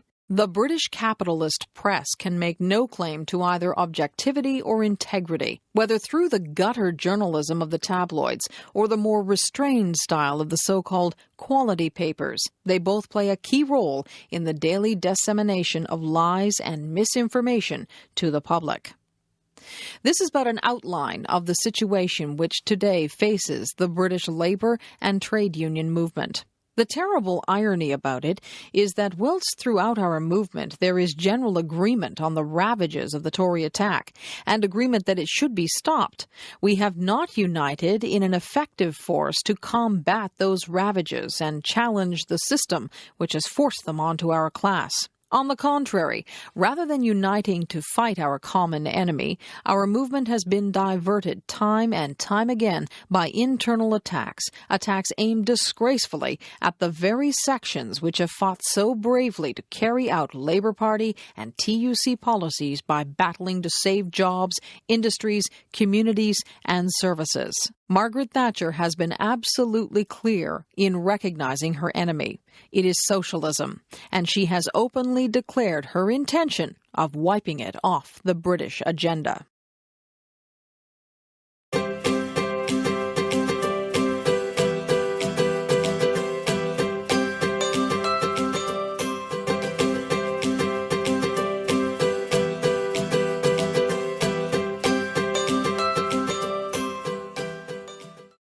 Dwight D. Eisenhower, The Military-Industrial Complex. This evening I come to you with a message of leave-taking and farewell, and to share a few final thoughts with you, my countrymen. We now stand 10 years past the midpoint of a century that has witnessed 4 major wars among great nations. 3 of these involved our own country. Despite these holocausts, America is today the strongest, the most influential, and most productive nation in the world. Understandably proud of this preeminence, we yet realize that America's leadership and prestige depend not merely upon our unmatched material progress, riches, and military strength, but on how we use our power in the interests of world peace and human betterment. A vital element in keeping the peace is our military establishment. Our arms must be mighty, ready for instant action, so that no potential aggressor may be tempted to risk his own destruction. Our military organization today bears little relation to that known by any of my predecessors in peacetime, or indeed by the fighting men of World War II or Korea. Until the latest of our world conflicts, the United States had no armaments industry. American makers of plowshares could, with time and as required, make swords as well. But we can no longer risk emergency improvisation of national defense. We have been compelled to create a permanent armaments industry of vast proportions. Added to this, 3.5 million men and women are directly engaged in the defense establishment. We annually spend on military security alone more than the net income of all United States corporations. Now, this conjunction of an immense military establishment and a large arms industry is new in the American experience. The total influence, economic, political, even spiritual, is felt in every city, every state house, every office of the federal government. We recognize the imperative need for this development. Yet we must not fail to comprehend its grave implications. Our toil, resources, and livelihood are all involved. So is the very structure of our society. In the councils of government, we must guard against the acquisition of unwarranted influence, whether sought or unsought, by the military-industrial complex. The potential for the disastrous rise of misplaced power exists and will persist. Dwight D. Eisenhower, The Military-Industrial Complex. We must never let the weight of this combination endanger our liberties or democratic processes. We should take nothing for granted. Only an alert and knowledgeable citizenry can compel the proper meshing of the huge industrial and military machinery of defense with our peaceful methods and goals, so that security and liberty may prosper together. Akin to and largely responsible for the sweeping changes in our industrial military posture has been the technological revolution during recent decades. In this revolution, research has become central. It also becomes more formalized, complex, and costly. A steadily increasing share is conducted for, by, or at the direction of the federal government. Today, the solitary inventor, tinkering in his shop, has been overshadowed by task forces of scientists in laboratories and testing fields. In the same fashion, the free university, historically the fountainhead of free ideas and scientific discovery, has experienced a revolution in the conduct of research. Partly because of the huge costs involved, a government contract becomes virtually a substitute for intellectual curiosity. For every old blackboard, there are now hundreds of new electronic computers. Another factor in maintaining balance involves the element of time. As we peer into society's future, we, you and I, and our government, must avoid the impulse to live only for today, plundering for our own ease and convenience the precious resources of tomorrow. We cannot mortgage the material assets of our grandchildren without risking the loss also of their political and spiritual heritage. We want democracy to survive for all generations to come, not to become the insolvent phantom of tomorrow. Such a confederation must be one of equals. The weakest must come to the conference table with the same confidence as we do, protected as we are by our moral, economic, and military strength. That table, though scarred by many past frustrations, cannot be abandoned for the certain agony of the battlefield. Disarmament, with mutual honor and confidence, is a continuing imperative. Together, we must learn how to compose differences, not with arms, but with intellect and decent purpose. Because this need is so sharp and apparent, I confess that I lay down my official responsibilities in this field with a definite sense of disappointment. As one who has witnessed the horror and the lingering sadness of war, as one who knows that another war could utterly destroy this civilization which has been so slowly and painfully built over thousands of years, I wish I could say tonight that a lasting peace is in sight. Dwight D. Eisenhower, The Military-Industrial Complex. Happily, I can say that war has been avoided. Steady progress toward our ultimate goal has been made, but so much remains to be done. As a private citizen, I shall never cease to do what little I can to help the world advance along that road. So in this, my last good night to you as your president, I thank you for the many opportunities you have given me for public service in war and in peace. I trust that in that service you find some things worthy. As for the rest of it, I know you will find ways to improve performance in the future. To all the peoples of the world, I once more give expression to America's prayerful and continuing aspiration.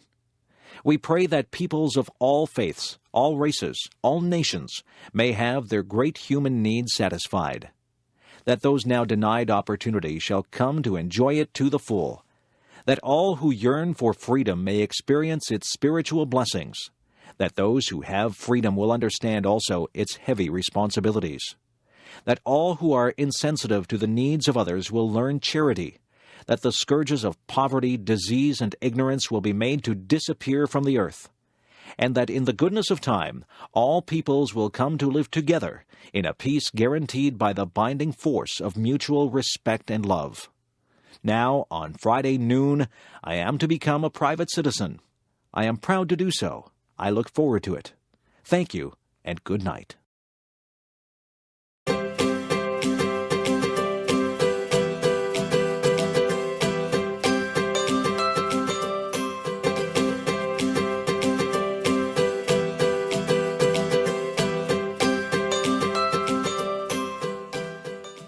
Prince Charles, Ugly Buildings. At last, people are beginning to see that it is possible and important in human terms to respect old buildings, street plans, and traditional scales, and at the same time not to feel guilty about a preference for facades, ornaments, and soft materials. At last, after witnessing the wholesale destruction of Georgian and Victorian housing in most of our cities, people have begun to realize that it is possible to restore old buildings, and what is more, that there are architects willing to undertake such projects. For far too long, it seems to me, some planners and architects have consistently ignored the feelings and wishes of the mass of ordinary people in this country. Perhaps, when you think about it, it is hardly surprising, as architects tend to have been trained to design buildings from scratch, to tear down and rebuild. A large number of us have developed a feeling that architects tend to design houses for the approval of fellow architects and critics, not for the tenants. To be concerned about the way people live, about the environment they inhabit, and the kind of community that is created by that environment should surely be one of the prime requirements of a really good architect. It has been most encouraging to see the development of community architecture as a natural reaction to the policy of decanting people to new towns and overspill estates where the extended family patterns of support were destroyed and the community life was lost.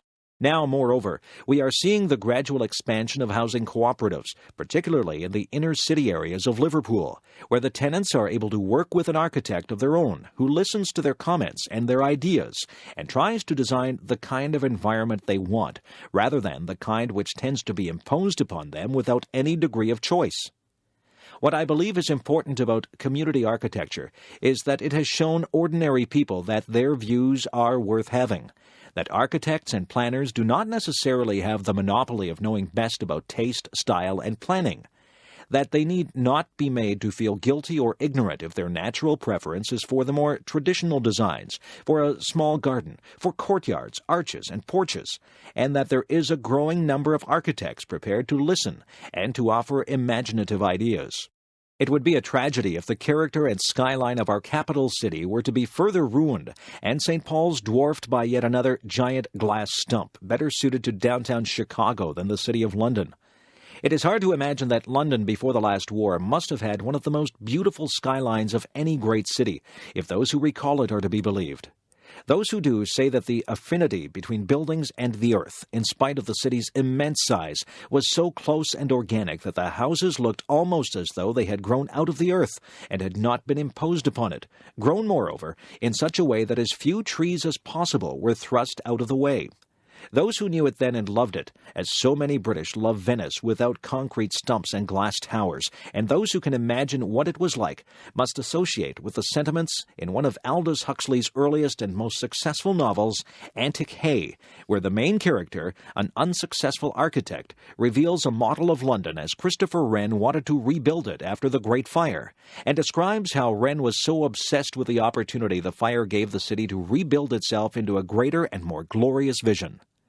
What, then, are we doing to our capital city now? What have we done to it since the bombing during the war?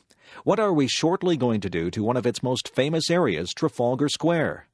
Instead of designing an extension to the elegant facade of the National Gallery which complements it and continues the concept of columns and domes, it looks as if we may be presented with a kind of vast municipal fire station, complete with the sort of tower that contains the siren. I would understand better this type of high-tech approach if you demolish the whole of Trafalgar Square and started again with a single architect responsible for the entire layout. But what is proposed is like a monstrous carbuncle on the face of a much-loved and elegant friend. Apart from anything else, it defeats me why anyone wishing to display the early Renaissance pictures belonging to the gallery should do so in a new gallery so manifestly at odds with the whole spirit of that age of astonishing proportion. Why can't we have those curves and arches that express feeling and design? What is wrong with them? Why has everything got to be vertical, straight, unbending, only at right angles, and functional?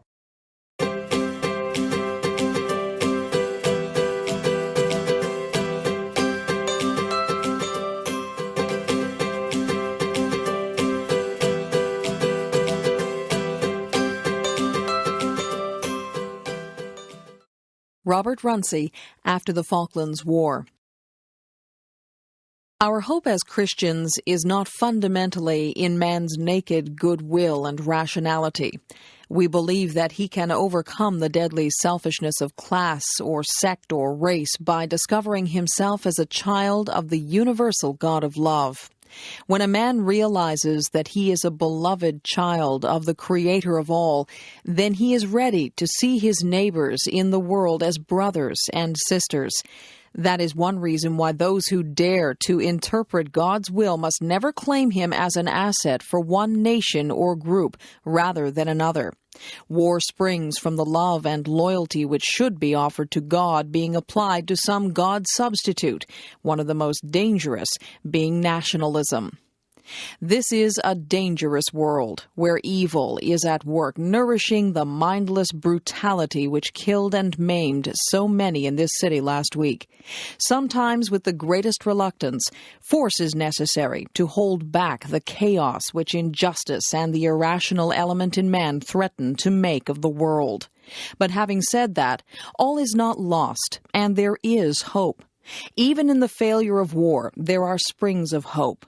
In that great war play by Shakespeare, Henry V says, "There is some soul of goodness in things evil, would men observingly distill it out." People are mourning on both sides of this conflict. In our prayers, we shall quite rightly remember those who are bereaved in our own country and the relations of the young Argentinian soldiers who were killed. Common sorrow should do something to reunite those who were engaged in this struggle. A shared anguish can be a bridge of reconciliation. Our neighbors are indeed like us. I have had an avalanche of letters and advice about this service. Some correspondents have asked, why drag God in? As if the intention was to wheel up God to endorse some particular policy or attitude rather than another. The purpose of prayer and of services like this is very different, and there is hope for the world in the difference. In our prayers, we come into the presence of the living God. We come with our very human emotions, pride in achievement and courage, grief at loss and waste. We come as we are, and not just mouthing opinions and thanksgiving which the fashion of the moment judges acceptable. As we pour into prayer our mourning, our pride, our shame, and our convictions, which will inevitably differ from person to person, if we are really present and really reaching out to God and not just demanding His endorsement, then God is able to work upon us. He is able to deepen and enlarge our compassion and to purify our thanksgiving. The parent who comes mourning the loss of a son may find here consolation, but also a spirit which enlarges our compassion to include all those Argentinian parents who have lost sons. Robert Runcie after the Falklands War. Man without God finds it difficult to achieve this revolution inside himself. But talk of peace and reconciliation is just fanciful and theoretical unless we are prepared to undergo such a revolution. Many of the reports I have heard about the troops engaged in this war refer to moments when soldiers have been brought face to face with what is fundamental in life and have found new sources of strength and compassion even in the midst of conflict. Ironically, it has sometimes been those spectators who remained at home, whether supporters or opponents of the conflict, who continue to be most violent in their attitudes and untouched in their deepest selves. Man without God is less than man. In meeting God, a man is shown his failures and his lack of integrity, but he is also given strength to turn more and more of his life and actions into love and compassion for other men like himself. It is necessary to the continuance of life on this planet that more and more people make this discovery. We have been the choice. Man possesses the power to obliterate himself, sacrificing the whole race on the altar of some God substitute. Or he can choose life in partnership with God, the Father of all. I believe there is evidence that more and more people are waking up to the realization that this crucial decision peers us in the face here and now. Cathedrals and churches are always places into which we bring human experiences: birth, marriage, death, our flickering communion with God, our fragile relationships with each other, so that they may be deepened and directed by the Spirit of Christ. Today we bring our mixture of thanksgiving, sorrows, and aspirations for a better ordering of this world. Pray God that He may purify, enlarge, and redirect these in the ways of His kingdom of love and peace. Amen.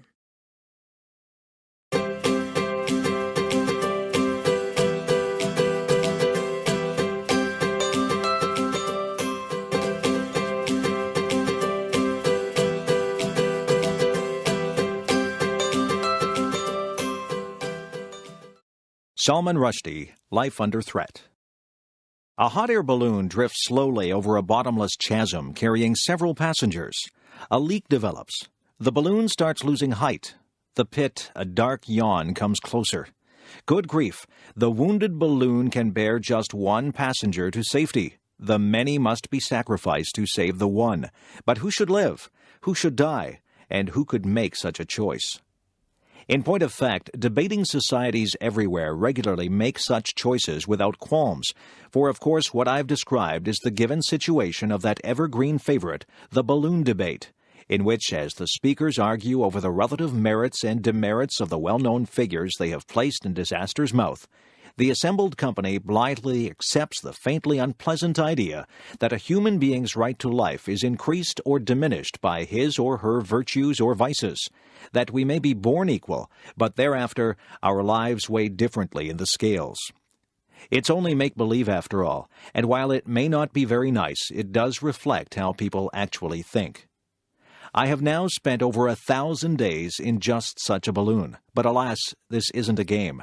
For most of these 1,000 days, my fellow travelers included the Western hostages in Lebanon and the British businessmen imprisoned in Iran and Iraq, Roger Cooper and Ian Richter.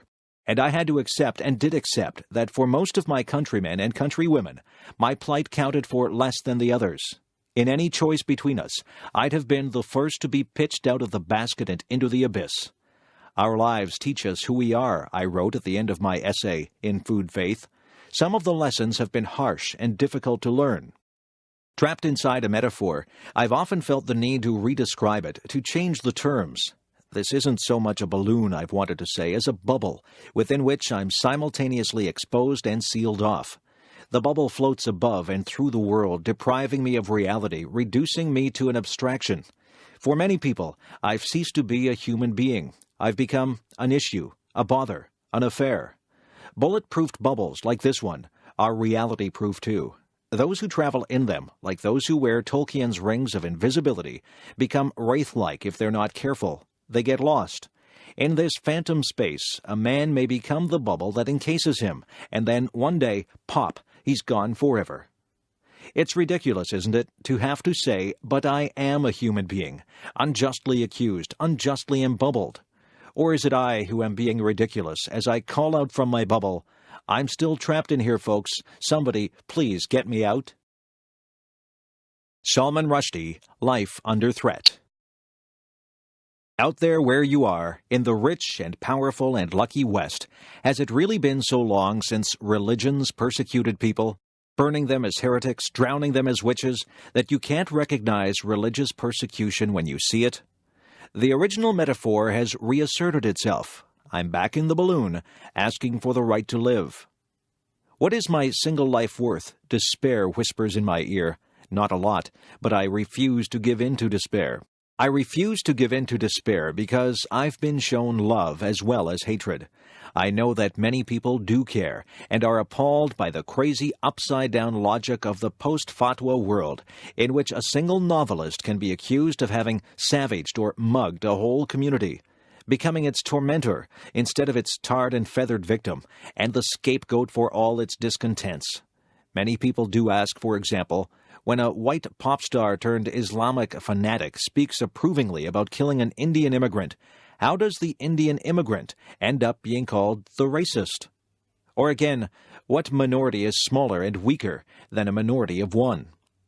I refuse to give in to despair, even though for 1,000 days and more I've been put through a degree course in worthlessness, my own personal and specific worthlessness. My first teachers were the mobs marching down distant boulevards, baying for my blood and finding soon enough their echoes on the English streets. I could not understand the force that makes parents hang murderous slogans around their children's necks. I have learned to understand it. It burns books and effigies and thinks itself holy. But at first, as I watched the marchers, I felt them trampling on my heart. Once again, however, I have been saved by instances of fair-mindedness, of goodness. Every time I learn that a reader somewhere has been touched by the satanic verses, moved and entertained and stimulated by it, it arouses deep feelings in me. And there are more and more such readers nowadays, my postbag tells me, readers, including Muslims, who are willing to give my burned, spurned child a fair hearing at long last. Sometimes I think that one day Muslims will be ashamed of what Muslims did in these times, will find the Rushdie affair as improbable as the West now finds martyr burning. One day they may agree that, as the European Enlightenment demonstrated, freedom of thought is precisely freedom from religious control, freedom from accusations of blasphemy.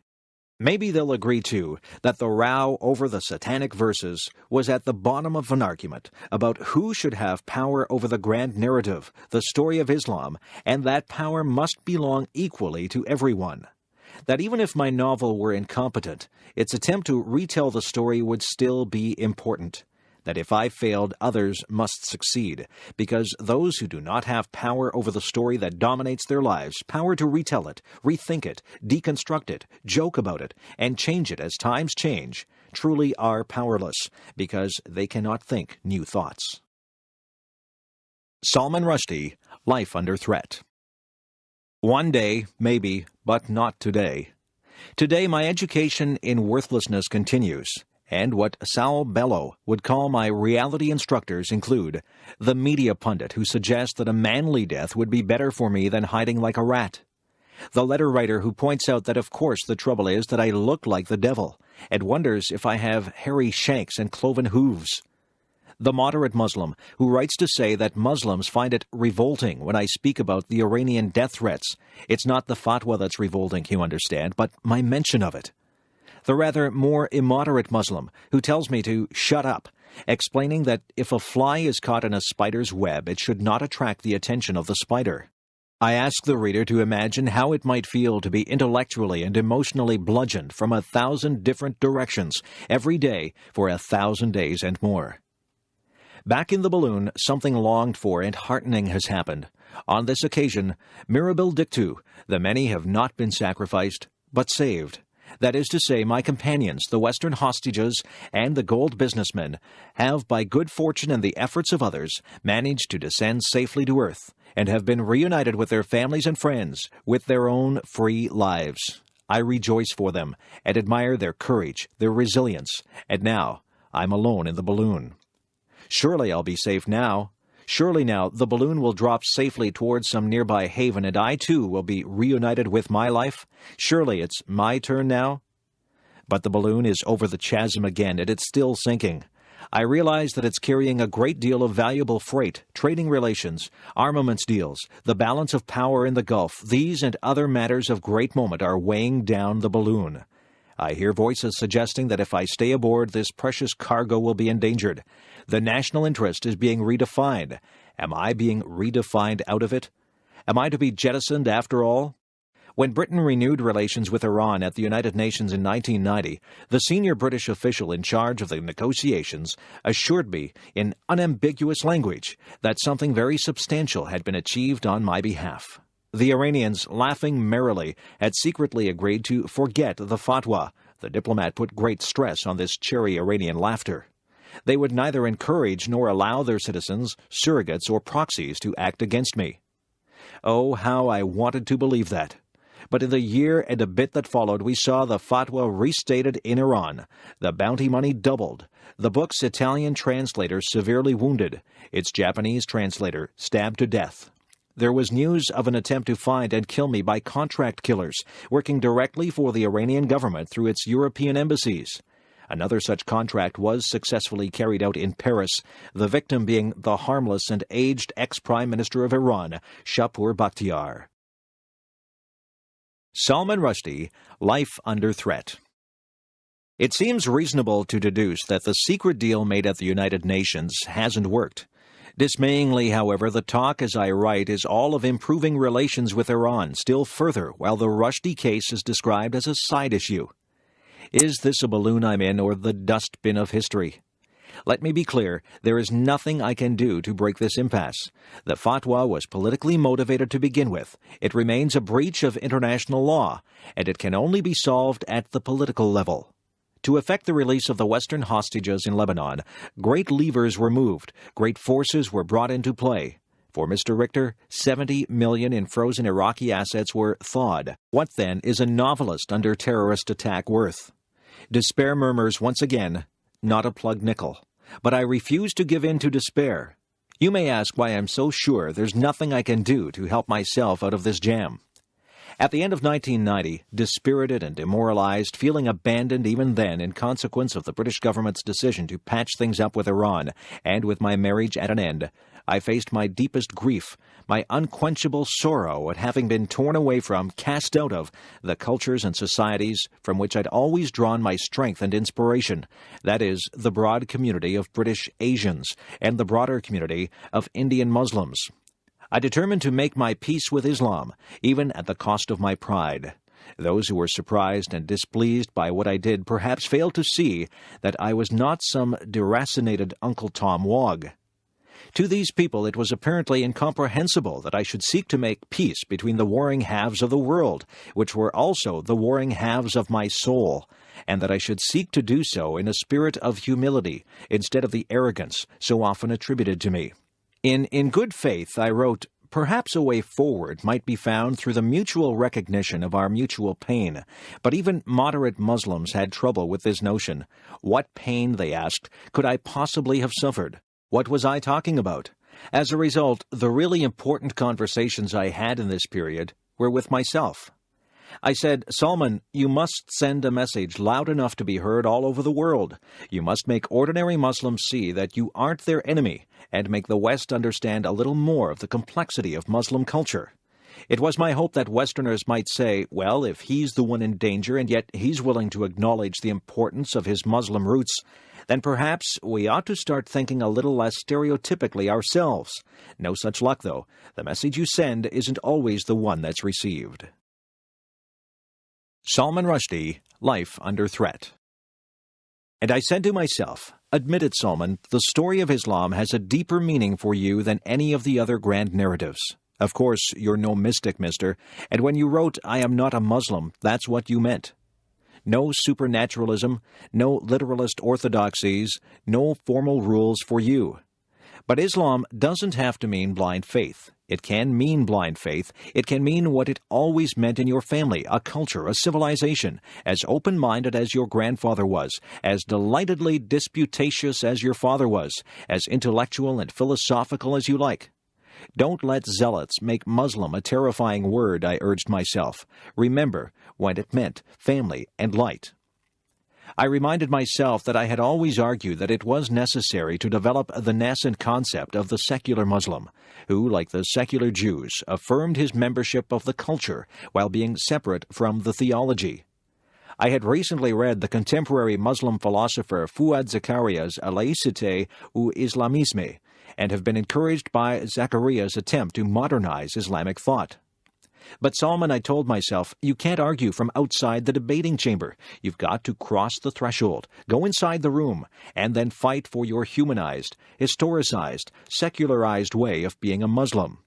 I recalled my near namesake, the 12th century philosopher Ibn Rushd Averroes, who argued that, to quote the great Arab historian Albert Hourani, not all the words of the Quran should be taken literally. When the literal meaning of Quranic verses appeared to contradict the truths to which philosophers arrived by the exercise of reason, those verses needed to be interpreted metaphorically. But Ibn Rushd was a snob. Having pronounced an idea far in advance of its time, he qualified it by saying that such sophistication was only suitable for the elite. Literalism would do for the masses. Salman, I asked myself, is it time to pick up Ibn Rushd's banner and carry it forward? To say nowadays such ideas are fit for everybody, for the beggar as well as the prince.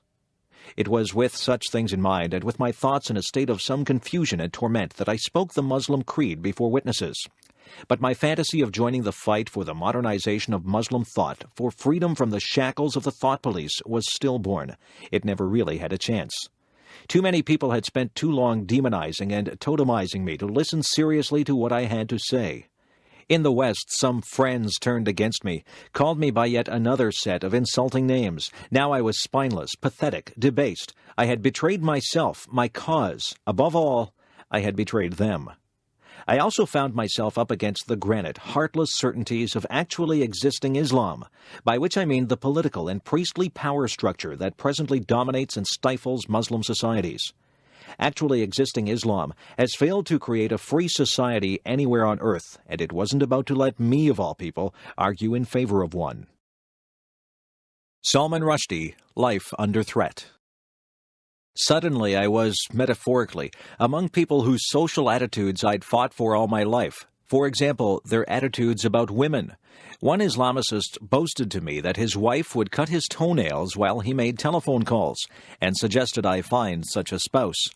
Or about gays. One of the imams I met in December 1990 was on TV soon afterwards denouncing Muslim gays as sick creatures who brought shame on their families and who ought to seek medical and psychiatric help.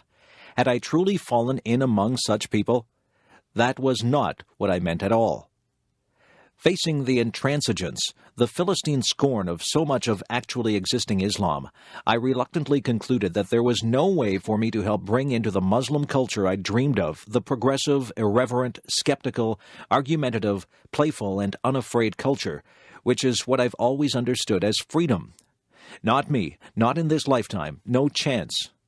Actually existing Islam, which has all but deified its prophet, a man who always fought passionately against such deification, which has supplanted a priest-free religion by a priest-ridden one, which makes literalism a weapon and redescriptions a crime, which will never let the likes of me in.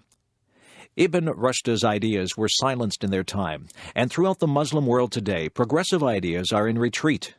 Actually existing Islam reigns supreme, and just as the recently destroyed actually existing socialism of the Soviet terror state was horrifically unlike the utopia of peace and equality of which democratic socialists have dreamed, so also is actually existing Islam a force to which I have never given in, to which I cannot submit. There is a point beyond which conciliation looks like capitulation. I do not believe I passed the point, but others have thought otherwise. I have never disowned my book, nor regretted writing it. I said I was sorry to have offended people because I had not set out to do so, and so I am. I explained that writers do not agree with every word spoken by every character they create, a truism in the world of books, but a continuing mystery to the Satanic Verse's opponents. I have always said that this novel has been traduced. Indeed, the chief benefit of my meeting with the 6 Islamic scholars on Christmas Eve 1990 was that they agreed that the novel had no insulting motives. In Islam, it is a man's intention that counts, I was told. Now we will launch a worldwide campaign on your behalf to explain that there has been a great mistake. All this with much smiling and friendliness and handshaking. It was in this context that I agreed to suspend, not cancel, a paperback edition, to create what I called a space for reconciliation. Salman Rushdie, Life Under Threat. Alas, I overestimated these men. Within days, all but one of them had broken their promises and recommended to vilify me and my work as if we had not shaken hands. I felt most probably I had been a great fool. The suspension of the paperback began at once to look like surrender. In the aftermath of the attacks on my translators, it looks even more craven. It has now been more than 3 years since the Satanic Verses was published. That's a long, long space for reconciliation. Long enough. I accept that I was wrong to have given way on this point. The Satanic Verses must be freely available and easily affordable, if only because if it is not read and studied, then these years will have no meaning. Those who forget the past are condemned to repeat it. Our lives teach us who we are. I have learned the hard way that when you permit anyone else's description of reality to supplant your own, and such descriptions have been raining down on me from security advisors, governments, journalists, archbishops, friends, enemies, mullahs, then you might as well be dead. Obviously, a rigid, blinkered, absolutist worldview is the easiest to keep hold of, whereas the fluid, uncertain, metamorphic picture I've always carried about is rather more vulnerable. Yet I must cling with all my might to that chameleon, that chimera, that space shifter, my own soul. Must hold on to its mischievous, iconoclastic, out-of-step clown instincts, no matter how great the storm. And if that plunges me into contradiction and paradox, so be it. I've lived in that messy ocean all my life. I've fished in it for my art. This turbulent sea was the sea outside my bedroom window in Bombay. It is the sea by which I was born, and which I carry within me wherever I go. Free speech is a non-starter, says one of my Islamic extremist opponents. No, sir, it's not. Free speech is the whole thing, the whole ballgame. Free speech is life itself. That's the end of my speech from this ailing balloon. Now it's time to answer the question, what is my single life worth? Is it worth more or less than the fat contracts and political treaties that are in here with me? Is it worth more or less than good relations with a country which in April 1991 gave 800 women 74 lashes each for not wearing a veil, in which the 80-year-old writer Mariam Perus is still in gaol and has been tortured, and whose foreign minister says, in response to criticism of his country's lamentable human rights record, international monitoring of the human rights situation in Iran should not continue indefinitely. Iran could not tolerate such monitoring for long. You must decide what you think a friend is worth to his friends, what you think a son is worth to his mother, or a father to his son. You must decide what a man's conscience and heart and soul are worth. You must decide what you think a writer is worth, what value you place on a maker of stories and an arguer with the world. Ladies and gentlemen, the balloon is sinking into the abyss.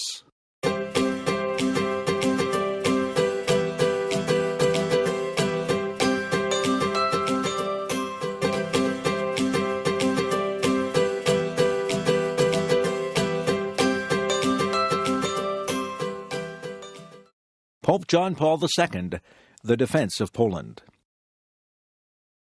Our Lady of Jasna Gora is the teacher of true love for all, and this is particularly important for you, dear young people. In you, in fact, is decided that form of love which all of your life will have, and through you, human life on Polish soil.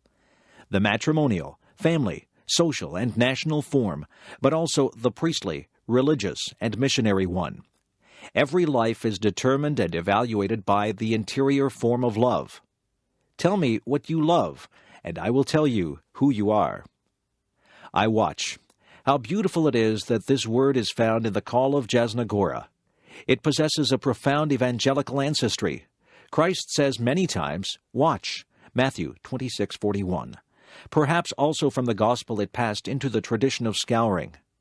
In the call of Jasna Gora, it is the essential element of the reply that we wish to give to the love by which we are surrounded in the sign of the sacred icon. The response to this love must be precisely the fact that I watch. What does it mean, I watch?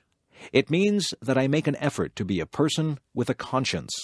I do not stifle this conscience, and I do not deform it. I call good and evil by name, and I do not blur them.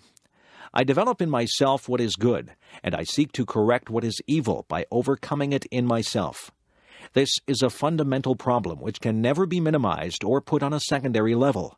No, it is everywhere, and always a matter of the first importance.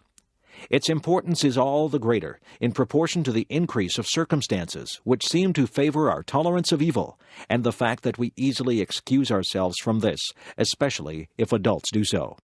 My dear friends, it is up to you to put up a firm barrier against immorality, a barrier, I say, to those social vices which I will not here call by name, but which you yourselves are perfectly aware of. You must demand this of yourselves, even if others do not demand it of you. Historical experiences tell us how much the immorality of certain periods cost the whole nation. Today, when we are fighting for the future form of our social life, remember that this form depends on what people will be like. Therefore, watch. Christ said to the apostles during his prayer in Gethsemane, "Watch and pray that you may not enter into temptation." Matthew 26:41. I watch also means I see another. I do not close in on myself, in a narrow search for my own interests, my own judgments. I watch means love of neighbor. It means fundamental, interhuman solidarity. Before the mother of Jasna-Gora, I wish to give thanks for all the proofs of this solidarity which have been given by my compatriots, including Polish youth, in the difficult period of not many months ago. It would be difficult for me to enumerate here all the forms of this solicitude which surrounded those who were interned, imprisoned, dismissed from work, and also their families. You know this better than I. I received only sporadic news about it. Pope John Paul II, the defense of Poland. May this good thing, which appeared in so many places and so many ways, never cease on Polish soil.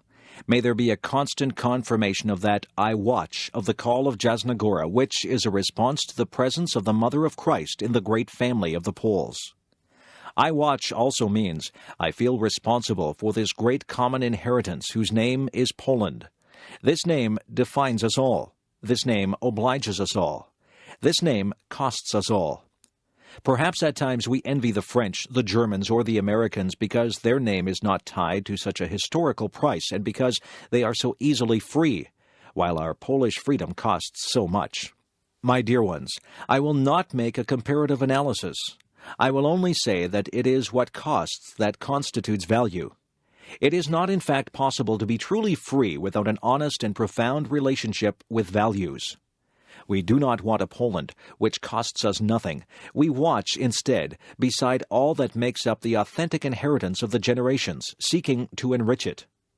A nation, then, is first of all rich in its people, rich in man, rich in youth, rich in every individual who watches in the name of truth. It is truth, in fact, that gives form to love. My dear young friends, before our common mother and the queen of our hearts, I desire finally to say to you that she knows your sufferings, your difficult youth, your sense of injustice and humiliation, the lack of prospects for the future that is so often felt, perhaps the temptations to flee to some other world.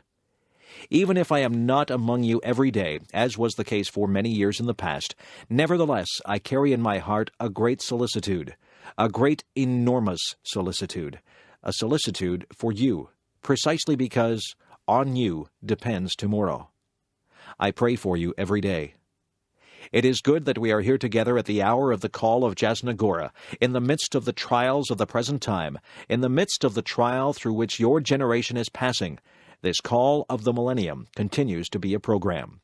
In it is contained a fundamental way out, because the way out, in whatever dimension, economic, social, political, must happen first in man. Man cannot remain with no way out. Mother of Jasna-Gora, you who have been given to us by Providence for the defense of the Polish nation, accept this evening this call of the Polish youth, together with the Polish Pope, and help us to persevere in hope. Amen.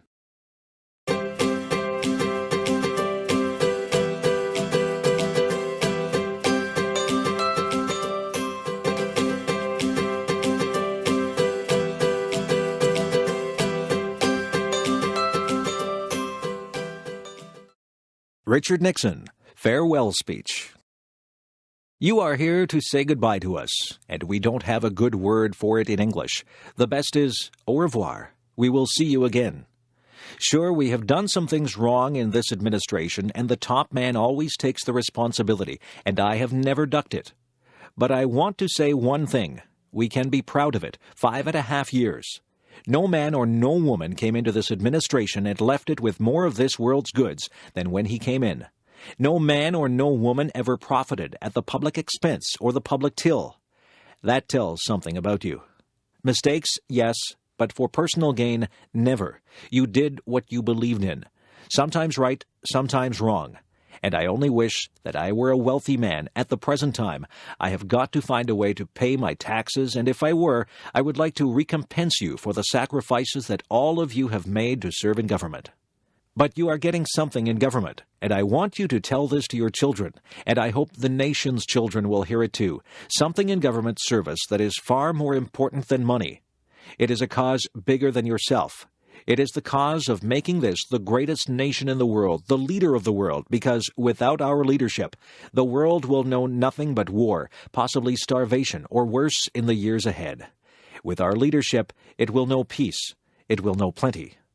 We think sometimes when things happen that don't go the right way, we think that when you don't pass the bar exam the first time, I happened to, but I was just lucky. I mean, my writing was so poor, the bar examiner said, "We have just got to let the guy through." We think that when someone dear to us dies, we think that when we lose an election, we think that when we suffer a defeat, that all is ended. Not true. It is only a beginning, always. The young must know it. The old must know it. It must always sustain us, because the greatness comes not when things go always good for you, but the greatness comes, and you are really tested, when you take some knocks, some disappointments, when sadness comes, because only if you have been in the deepest valley can you ever know how magnificent it is to be on the highest mountain.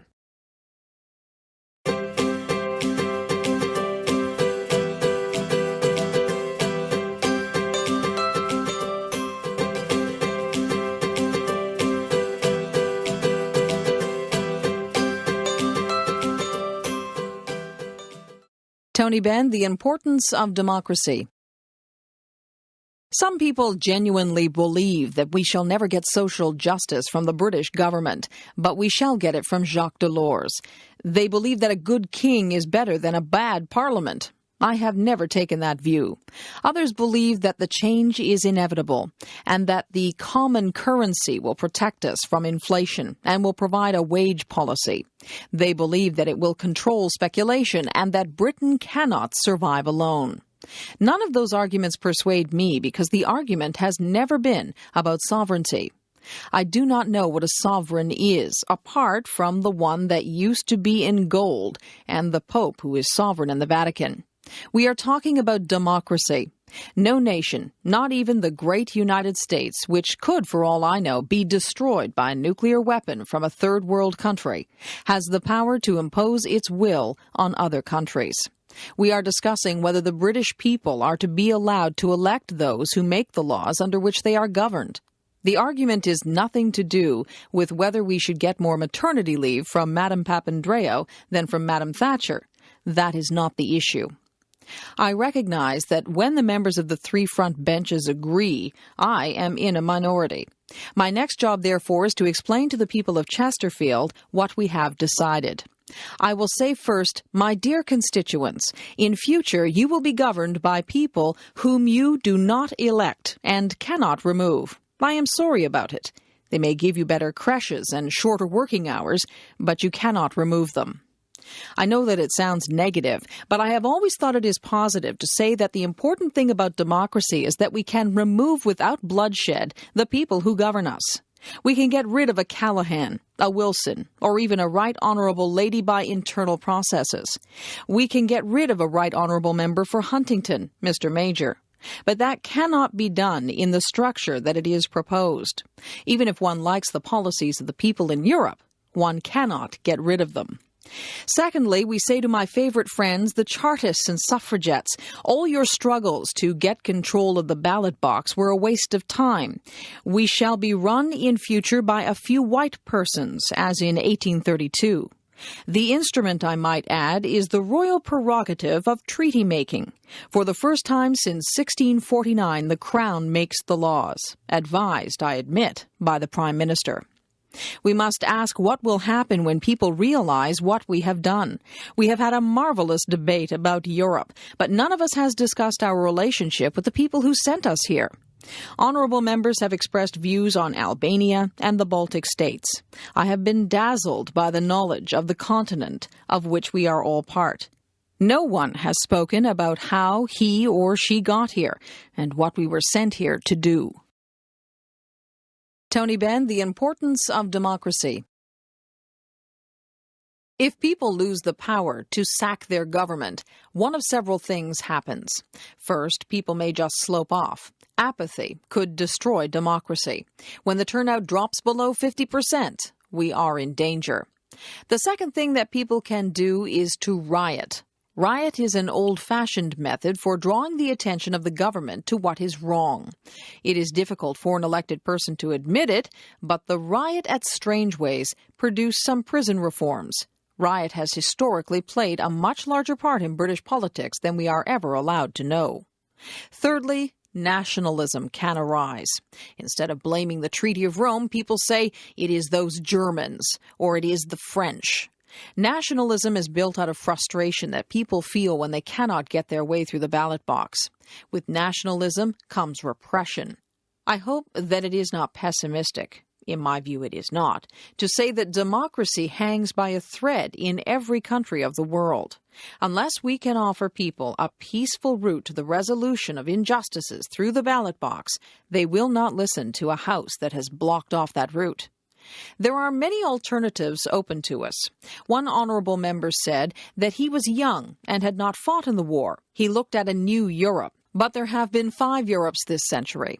There was one run by the King, the Kaiser, and the Tsar. They were all cousins, so that was very comfortable. They were all Queen Victoria's grandsons. And there was no nonsense about human rights when Queen Victoria's grandsons repressed people. Then there was the Russian Revolution. Then there was the interwar period. Then there was the Anglo-Soviet alliance.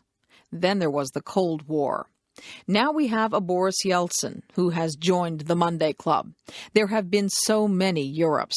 This is not the only Europe on offer. I understand that my honourable friend, the member for Sunderland South, Mr. Muleary, is a Democratic Federalist, as is my honourable friend, the member for Derbyshire North East, Mr. Barnes. They want an American-type constitution for Europe. It could be that our laws would hang on which way the Albanian members voted.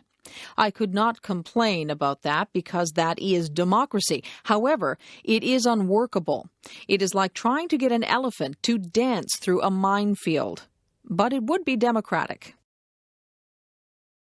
Tony Benn, The Importance of Democracy. Another way would be to have a looser, wider Europe. I have an idea for a Commonwealth of Europe. I am introducing a bill on the subject. Europe would be rather like the British Commonwealth. We would work by consent with people, or we could accept this ghastly proposal, which is clumsy, secretive, centralized, bureaucratic, and divisive. That is how I regard the Treaty of Rome. I was born a European, and I will die one, but I have never put my alliance behind the Treaty of Rome. I object to it. I hate being called an anti-European. How can one be anti-European when one is born in Europe? It is like saying that one is anti-British if one does not agree with the Chancellor of the Exchequer. What a lot of nonsense it is. I ask myself why the House is ready to contemplate abandoning its duties, as I fear that it is. I was elected 41 years ago this month. This chamber has lost confidence in democracy. It believes that it must be governed by someone else. It is afraid to use the powers entrusted to it by its constituents. It has traded power for status. One gets asked to go on the telly if one is Member of Parliament. The chamber does not want to use its power. It has accepted the role of a spectator and joined what Bagho called the dignified part of the Constitution, leaving the crown under the control of the Prime Minister to be the executive part. If democracy is destroyed in Britain, it will not be the communists, Trotskyists, or subversives, but this House which threw it away. The rights that are entrusted to us are not for us to give away. Even if I agree with everything that is proposed, I cannot hand away powers lent to me for 5 years by the people of Chesterfield. I just could not do it. It would be theft of public rights. Therefore, there is only one answer. If people are determined to submit themselves to Jacques Delors, Madame Papandreou, and the Council of Ministers, we must tell the people what is planned. If people vote for that, they will have all capitulated. Julius Caesar said, "We are just merging our sovereignty." So did William the Conqueror. It is not possible to support the government's motion. I have told the Chief Whip that I cannot support the Labour motion. I invite the House to vote against the government's motion and not to support a motion which purports to take us faster into a community which cannot reflect the aspirations of those who put us here. That is not a nationalist argument, nor is it about sovereignty. It is a democratic argument, and it should be decisive in a democratic chamber.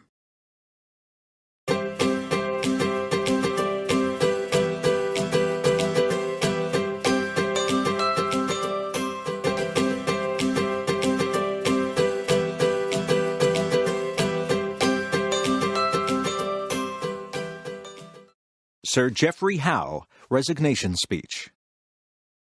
As long ago as 1962, it was Lord Stockton, formerly Harold Macmillan, who first put the central point clearly. He argued that we had to place and keep ourselves within the community. He saw it as essential, then, as it is today, not to cut ourselves off from the realities of power, not to retreat into a ghetto of sentimentality about our past, and so diminish our control over our own destiny in the future. The pity is that the Macmillan view had not been perceived more clearly a decade before in the 50s.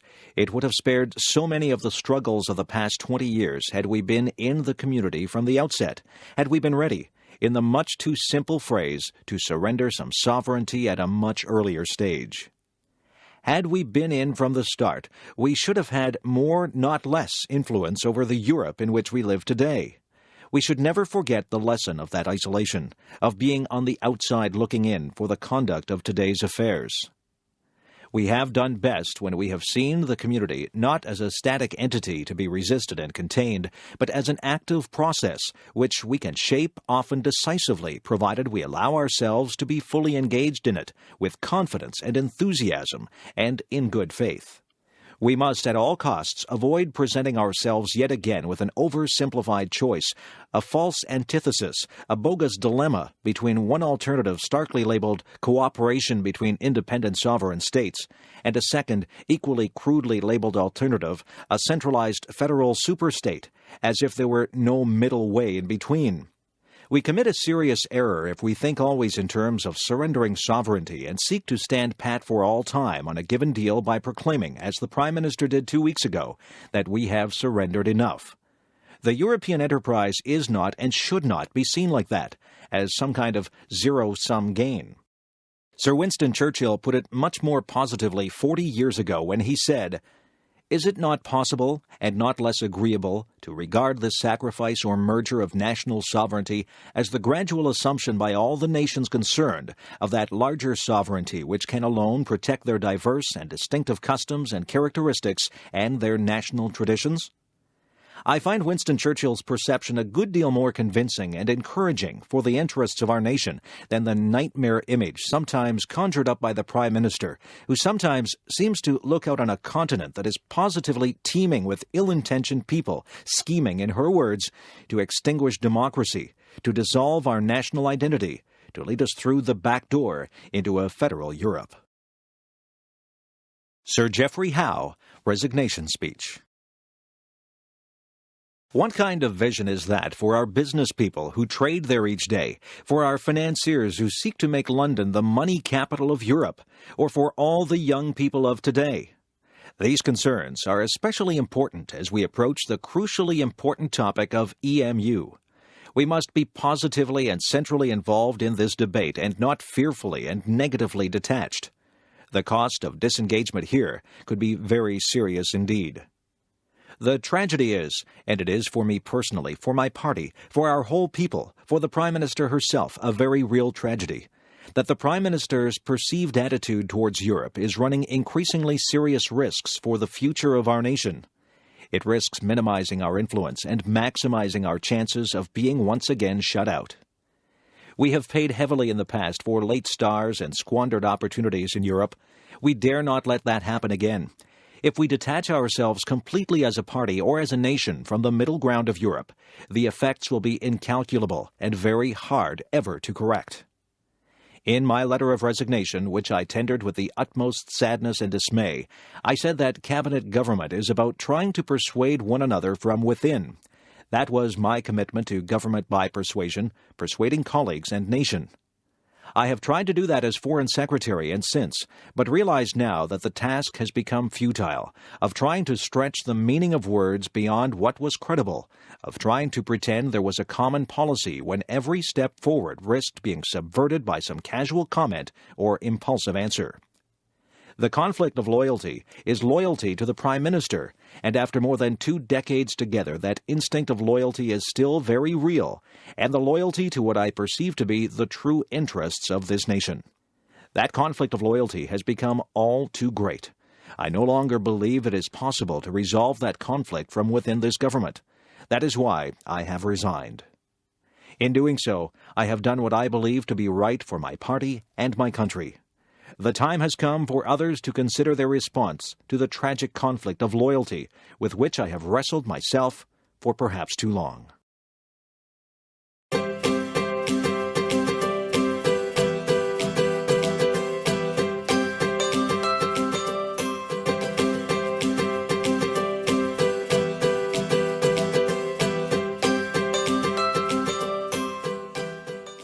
Mario Cuomo. 10 days ago, President Reagan admitted that although some people in this country seem to be doing well nowadays, others were unhappy and even worried about themselves, their families, and their futures. The president said he didn't understand that fear. He said, "Why, this country is a shining city on a hill." The president is right. In many ways, we are a shining city on a hill. But the hard truth is that not everyone is sharing in this city's splendor and glory. A shining city is perhaps all the president sees from the portico of the White House and the veranda of his ranch, where everyone seems to be doing well. But there's another part of the city, the part where some people can't pay their mortgages and most young people can't afford one, where students can't afford the education they need, and middle-class parents watch the dreams they hold for their children evaporate. In this part of the city, there are more poor than ever, more families in trouble, more and more people who need help but can't find it. Even worse, there are elderly people who tremble in the basements of the houses there. There are people who sleep in the city streets, in the gutter, where the glitter doesn't show. There are ghettos where thousands of young people, without an education or a job, give their lives away to drug dealers every day. There is despair, Mr. President, in faces you never see, in the places you never visit in your shining city. In fact, Mr. President, this nation is more a tale of two cities than it is a shining city on a hill. Maybe if you visited more places, Mr. President, you'd understand. Mario Cuomo. Maybe if you went to Appalachia, where some people still live in sheds, and to Lackawanna, where thousands of unemployed steelworkers wonder why we subsidized foreign steel while we surrender their dignity to unemployment and to welfare checks. Maybe if you stepped into a shelter in Chicago and talked with some of the homeless there. Maybe, Mr. President, if you asked a woman who'd been denied the help she needs to feed her children because you say we need the money to give a tax break to a millionaire or to build a missile we can't even afford to use. Maybe then you'd understand. Maybe, Mr. President, but I'm afraid not. Because the truth is, this is how we were warned it would be. President Reagan told us from the beginning that he believed in a kind of social Darwinism, survival of the fittest. Government can't do everything, we were told, so it should settle for taking care of the strong and hope that economic ambition and charity will do the rest. Make the rich richer, and what falls from their table will be enough for the middle class and those trying to make it into the middle class. The Republicans called it trickle-down when Hoover tried it. Now they call it supply side. It is the same shining city for those relative few who are lucky enough to live in its good neighborhoods. But for the people who are excluded, locked out, all they can do is stare from a distance at that city's glimmering towers. It's an old story, as old as our history. The difference between Democrats and the Republicans has always been measured in courage and confidence. The Republicans believe the wagon train will not make it to the frontier unless some of our old, some of our young, and some of our weak are left behind by the side of the trail. The strong will inherit the land. We Democrats believe that we can make it all the way with the whole family intact. We have, more than once. Ever since Franklin Roosevelt lifted himself from his wheelchair to lift this nation from its knees, wagon train after wagon train. Mario Cuomo.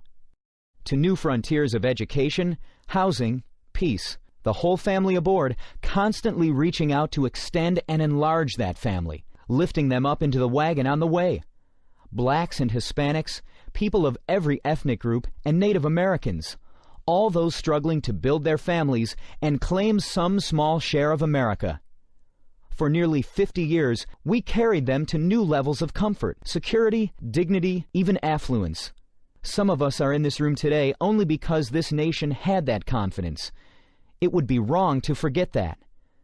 So we are here at this convention to remind ourselves where we come from and to claim the future for ourselves and for our children.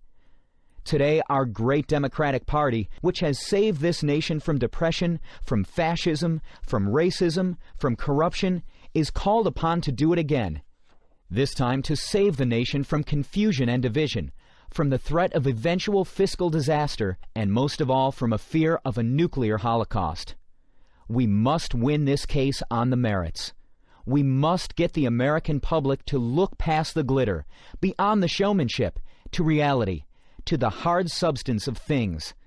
And we will do that not so much with speeches that sound good, as with speeches that are good and sound.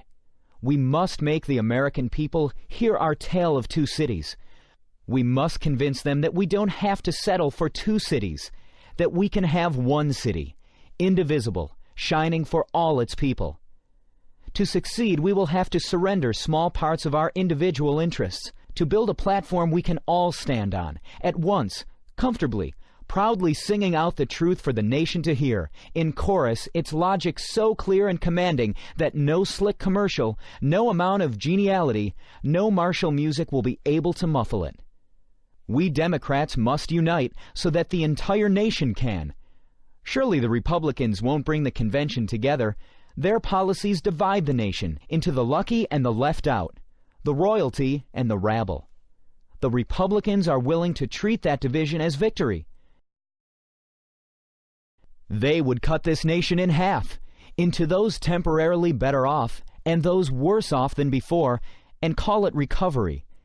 We should not be embarrassed or dismayed if the process of unifying is difficult, even at times wrenching.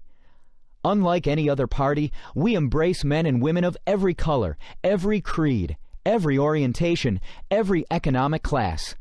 In our family are gathered everyone from the abject poor of Essex County in New York to the enlightened affluent of the Gold Coast of both ends of our nation. And in between is the heart of our constituency, the middle class, the people not rich enough to be worry-free, but not poor enough to be on welfare. Those who work for a living because they have to. White-collar and blue-collar. Young professionals, men and women in small business desperate for the capital and contracts they need to prove their worth. We speak for the minorities who have not yet entered the mainstream. For ethnics who want to add their culture to the mosaic that is America. For women, indignant that we refuse to etch into our governmental commandments the simple rule, "Thou shalt not sin against equality," a commandment so obvious it can be spelled in 3 letters, ERA. For young people demanding an education and a future. For senior citizens terrorized by the idea that their only security, their social security, is being threatened. For millions of reasoning people fighting to preserve the environment from greed and stupidity, and fighting to preserve our very existence from a macho intransigence that refuses to make intelligent attempts to discuss the possibility of nuclear holocaust with our enemy. Refusing because they believe we can pile missiles so high that they will pierce the clouds and the sight of them will frighten our enemies into submission. That struggle to live with dignity is the real story of the shining city. It's a story I didn't read in a book or learn in a classroom. I saw it and lived it like many of you. I watched a small man with thick calluses on both hands work 15 and 16 hours a day. I saw him once literally bleed from the bottoms of his feet, a man who came here uneducated, alone, unable to speak the language, who taught me all I needed to know about faith and hard work by the simple eloquence of his example. Mario Cuomo. I learned about our kind of democracy from my father. I learned about our obligation to each other from him and from my mother. They asked only for a chance to work and to make the world better for their children and to be protected in those moments when they would not be able to protect themselves. This nation and its government did that for them. And that they were able to build a family and live in dignity and see one of their children go from beyond their little grocery store on the other side of the tracks in South Jamaica where he was born to occupy the highest seat in the greatest state of the greatest nation in the world we know is an ineffably beautiful tribute to the democratic process. We Democrats still have a dream. We still believe in this nation's future. And this is our answer, our credo. We believe in only the government we need, but we insist on all the government we need. We believe in a government characterized by fairness and reasonableness, a reasonableness that goes beyond labels, that doesn't distort or promise to do what it knows it can't do. A government strong enough to use the words love and compassion, and smart enough to convert our noblest aspirations into practical realities.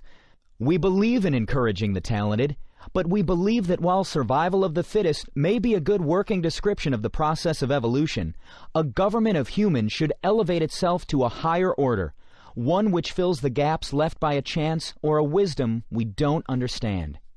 We would rather have laws written by the patron of this great city, the man called the world's most sincere Democrat, St. Francis of Assisi, than laws written by Darwin.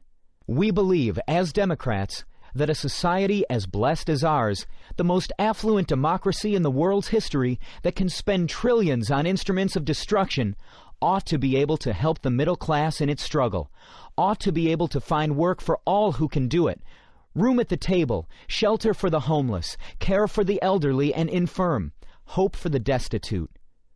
We proclaim as loudly as we can the utter insanity of nuclear proliferation and the need for a nuclear freeze, if only to affirm the simple truth that peace is better than war because life is better than death.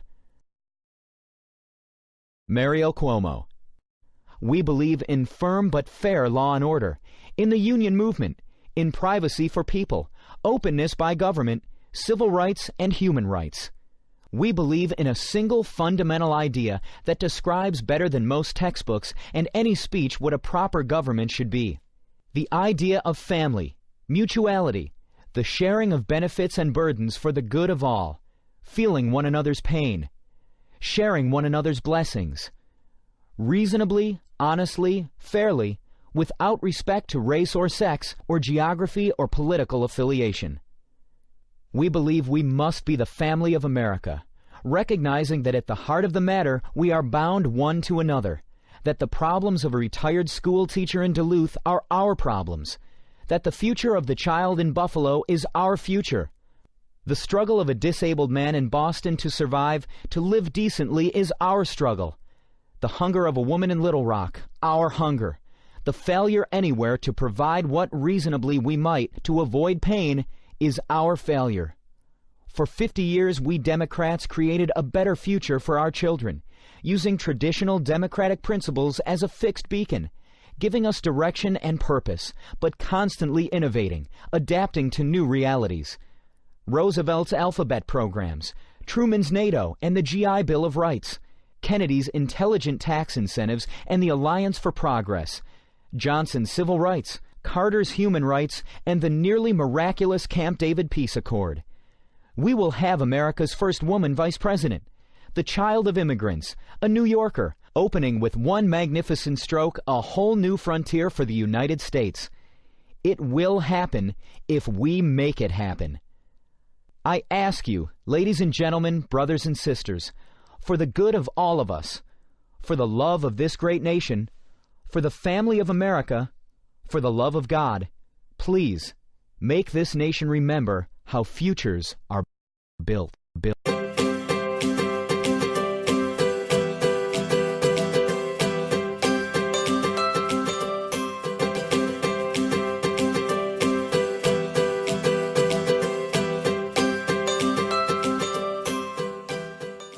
King Edward VIII. At long last, I am able to say a few words of my own. I have never wanted to withhold anything, but until now, it has not been constitutionally possible for me to speak.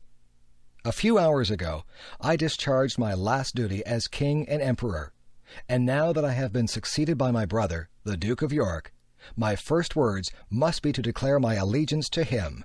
This I do with all my heart. You all know the reasons which have impelled me to renounce the throne. But I want you to understand that in making up my mind, I did not forget the country or the empire, which as Prince of Wales, and lately as King, I have for 25 years tried to serve. But you must believe me when I tell you that I have found it impossible to carry the heavy burden of responsibility and to discharge my duties as king as I would wish to do without the help and support of the woman I love. And I want you to know that the decision I have made has been mine, and mine alone. This was a thing I had to judge entirely for myself. The other person most nearly concerned has tried up to the last minute to persuade me to take a different course. I have made this the most serious decision of my life, only upon the single thought of what would, in the end, be best for all. This decision has been made less difficult to me by the sure knowledge that my brother, with his long training in the public affairs of this country, and with his fine qualities, will be able to take my place forthwith without interruption or injury to the life and progress of the empire.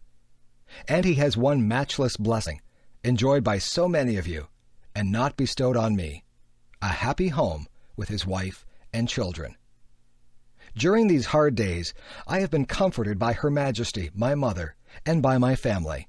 The ministers of the Crown, and in particular, Mr. Baldwin, the Prime Minister, have always treated me with full consideration. There has never been any constitutional difference between me and them, and between me and Parliament. Bred in the constitutional tradition by my father, I should never have allowed any such issue to arise. Ever since I was Prince of Wales, and later on when I occupied the throne, I have been treated with the greatest kindness by all classes of the people wherever I have lived or journeyed throughout the empire. For that I am grateful. I now quit altogether public affairs, and I lay down my burden. It may be some time before I return to my native land, but I shall always follow the fortunes of the British race and empire with profound interest, and if at any time in the future I can be found of service to His Majesty in a private station, I will not fail. And now we all have a new king. I wish him and you, his people, happiness and prosperity with all my heart. God bless you all. God save the king.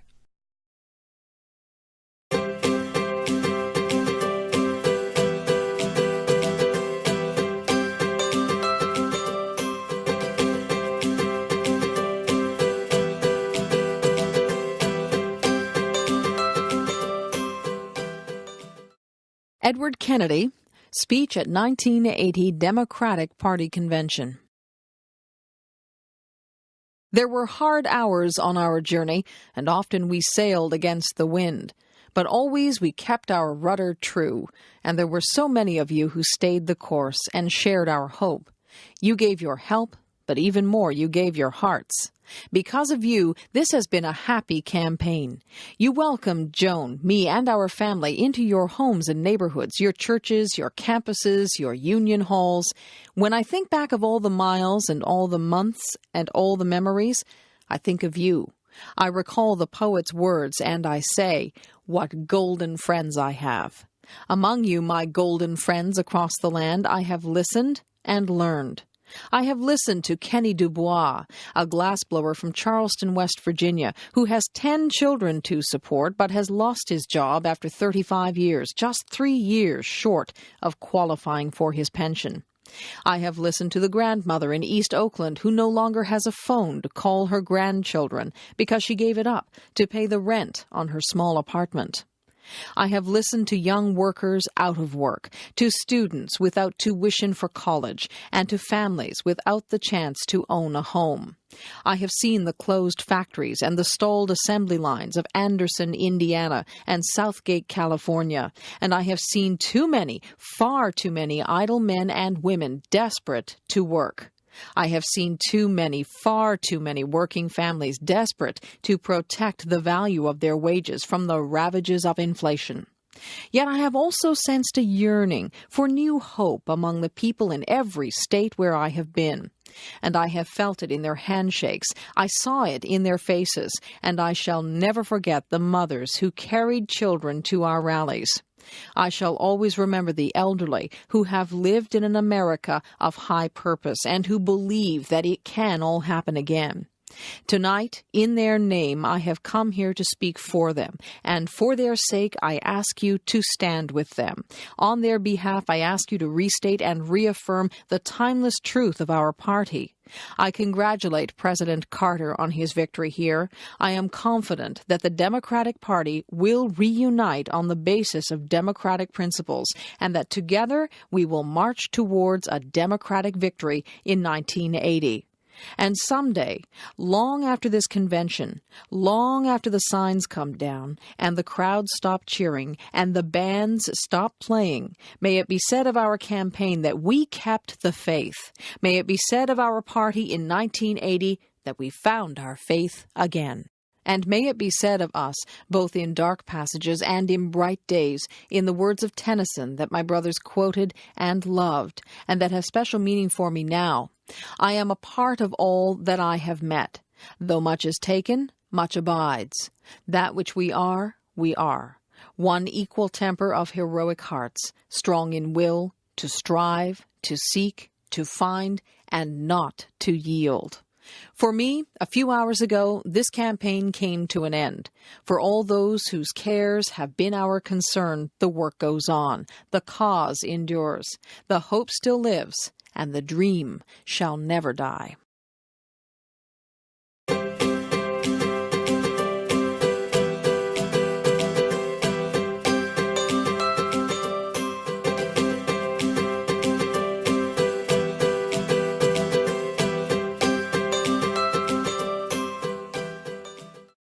Abraham Lincoln's Second Inaugural Address. Fellow countrymen, at this second appearing to take the oath of the presidential office, there is less occasion for an extended address than there was at the first. Then a statement, somewhat in detail, of a course to be pursued seemed fitting and proper. Now at the expiration of 4 years, during which public declarations have been constantly called forth on every point and phase of the great contest which still absorbs the attention and engrosses the energies of the nation, little that is new could be presented. The progress of our arms, upon which all else chiefly depends, is as well known to the public as to myself, and it is, I trust, reasonably satisfactory and encouraging to all. With high hope for the future, no prediction in regard to it is ventured. On the occasion corresponding to this 4 years ago, all thoughts were anxiously directed to an impending civil war. All dreaded it, all sought to avert it, while the inaugural address was being delivered from this place, devoted altogether to saving the Union without war. Insurgent agents were in the city seeking to destroy it without war, seeking to dissolve the Union and divide effects by negotiation. Both parties deprecated war, but one of them would make war rather than let the nation survive, and the other would accept war rather than let it perish. And the war came. 1/8 of the whole population were colored slaves, not distributed generally over the Union, but localized in the southern part of it.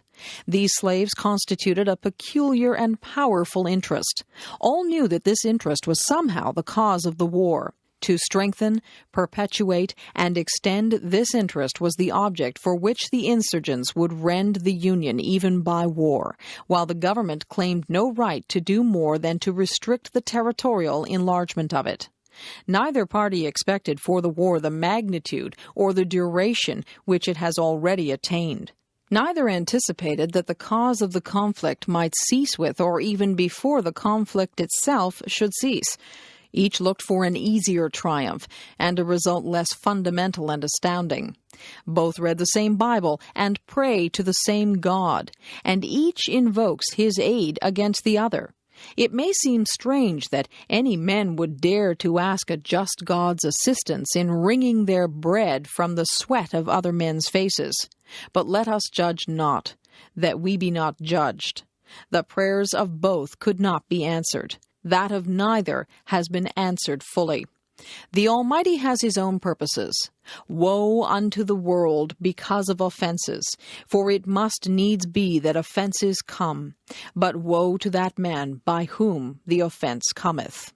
If we shall suppose that American slavery is one of those offenses which, in the providence of God, must needs come, but which, having continued through his appointed time, he now wills to remove, and that he gives to both North and South this terrible war as the woe due to those by whom the offense came, shall we discern therein any departure from those divine attributes which the believers in a living God always ascribe to him? Fondly do we hope, fervently do we pray, that this mighty scourge of war may speedily pass away. Yet if God wills that it continue until all the wealth piled by the bondsman's 250 years of unrequited toil shall be sunk, and until every drop of blood drawn with the lash shall be paid by another drawn with the sword, as was said 3,000 years ago, so still it must be said, the judgments of the Lord are true and righteous altogether. With malice toward none, with charity for all, with firmness in the right as God gives us to see the right, let us strive on to finish the work we are in, to bind up the nation's wounds, to care for him who shall have borne the battle, and for his widow and his orphan, to do all which may achieve and cherish a just and lasting peace among ourselves and with all nations.